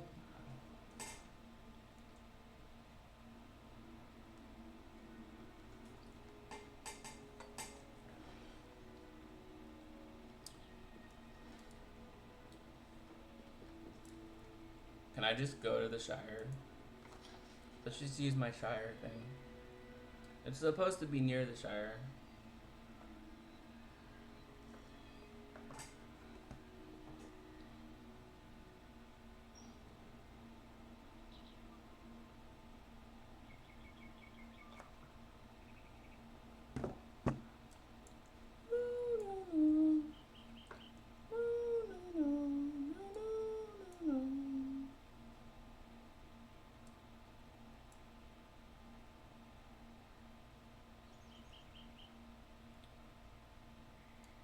Okay, as long as I'm here, I'm gonna put these in my storage.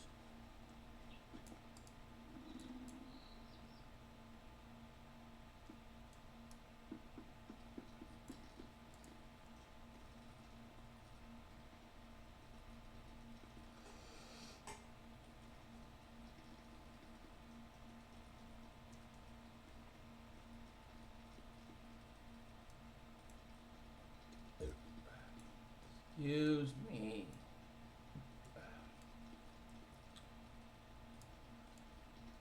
I'm making the probably mistake of drinking soda at like 12:30 in the morning. Alright.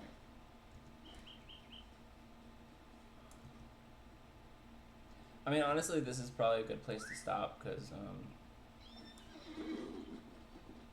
we finished Lone Lands, and now we're going to a new area. All right, we're gonna at least go ahead and like go to new area, and then I'm gonna probably end. Let's at least talk to this lady in Trestle Bridge, and then I will call it a night. And then tomorrow I'm gonna stream drawing, of course, and I'd like to continue my Baldur's Gate 3 stream.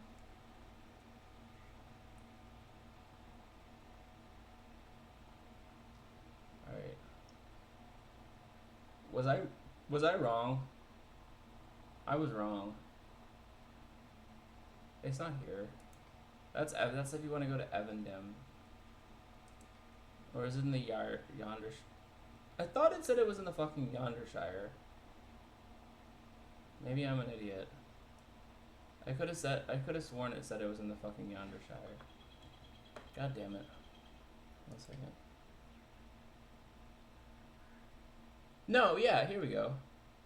Yeah. It lives in Oat Barton on the border of the Shire north of Brocking Borings. And across the Greenfields. Yeah, okay. No, that's right.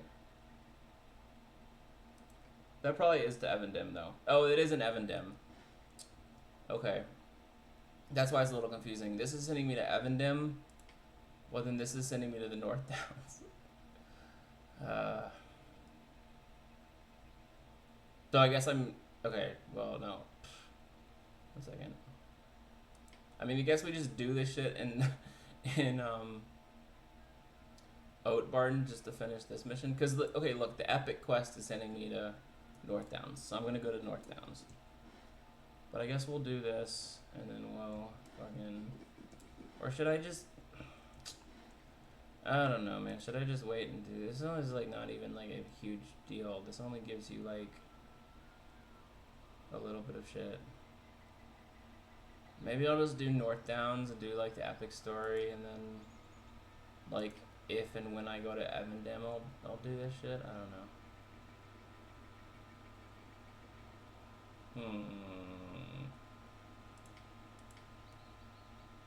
I don't know. Whatever. We're just gonna save this for next stream then, because I don't know what I'm gonna be doing. So.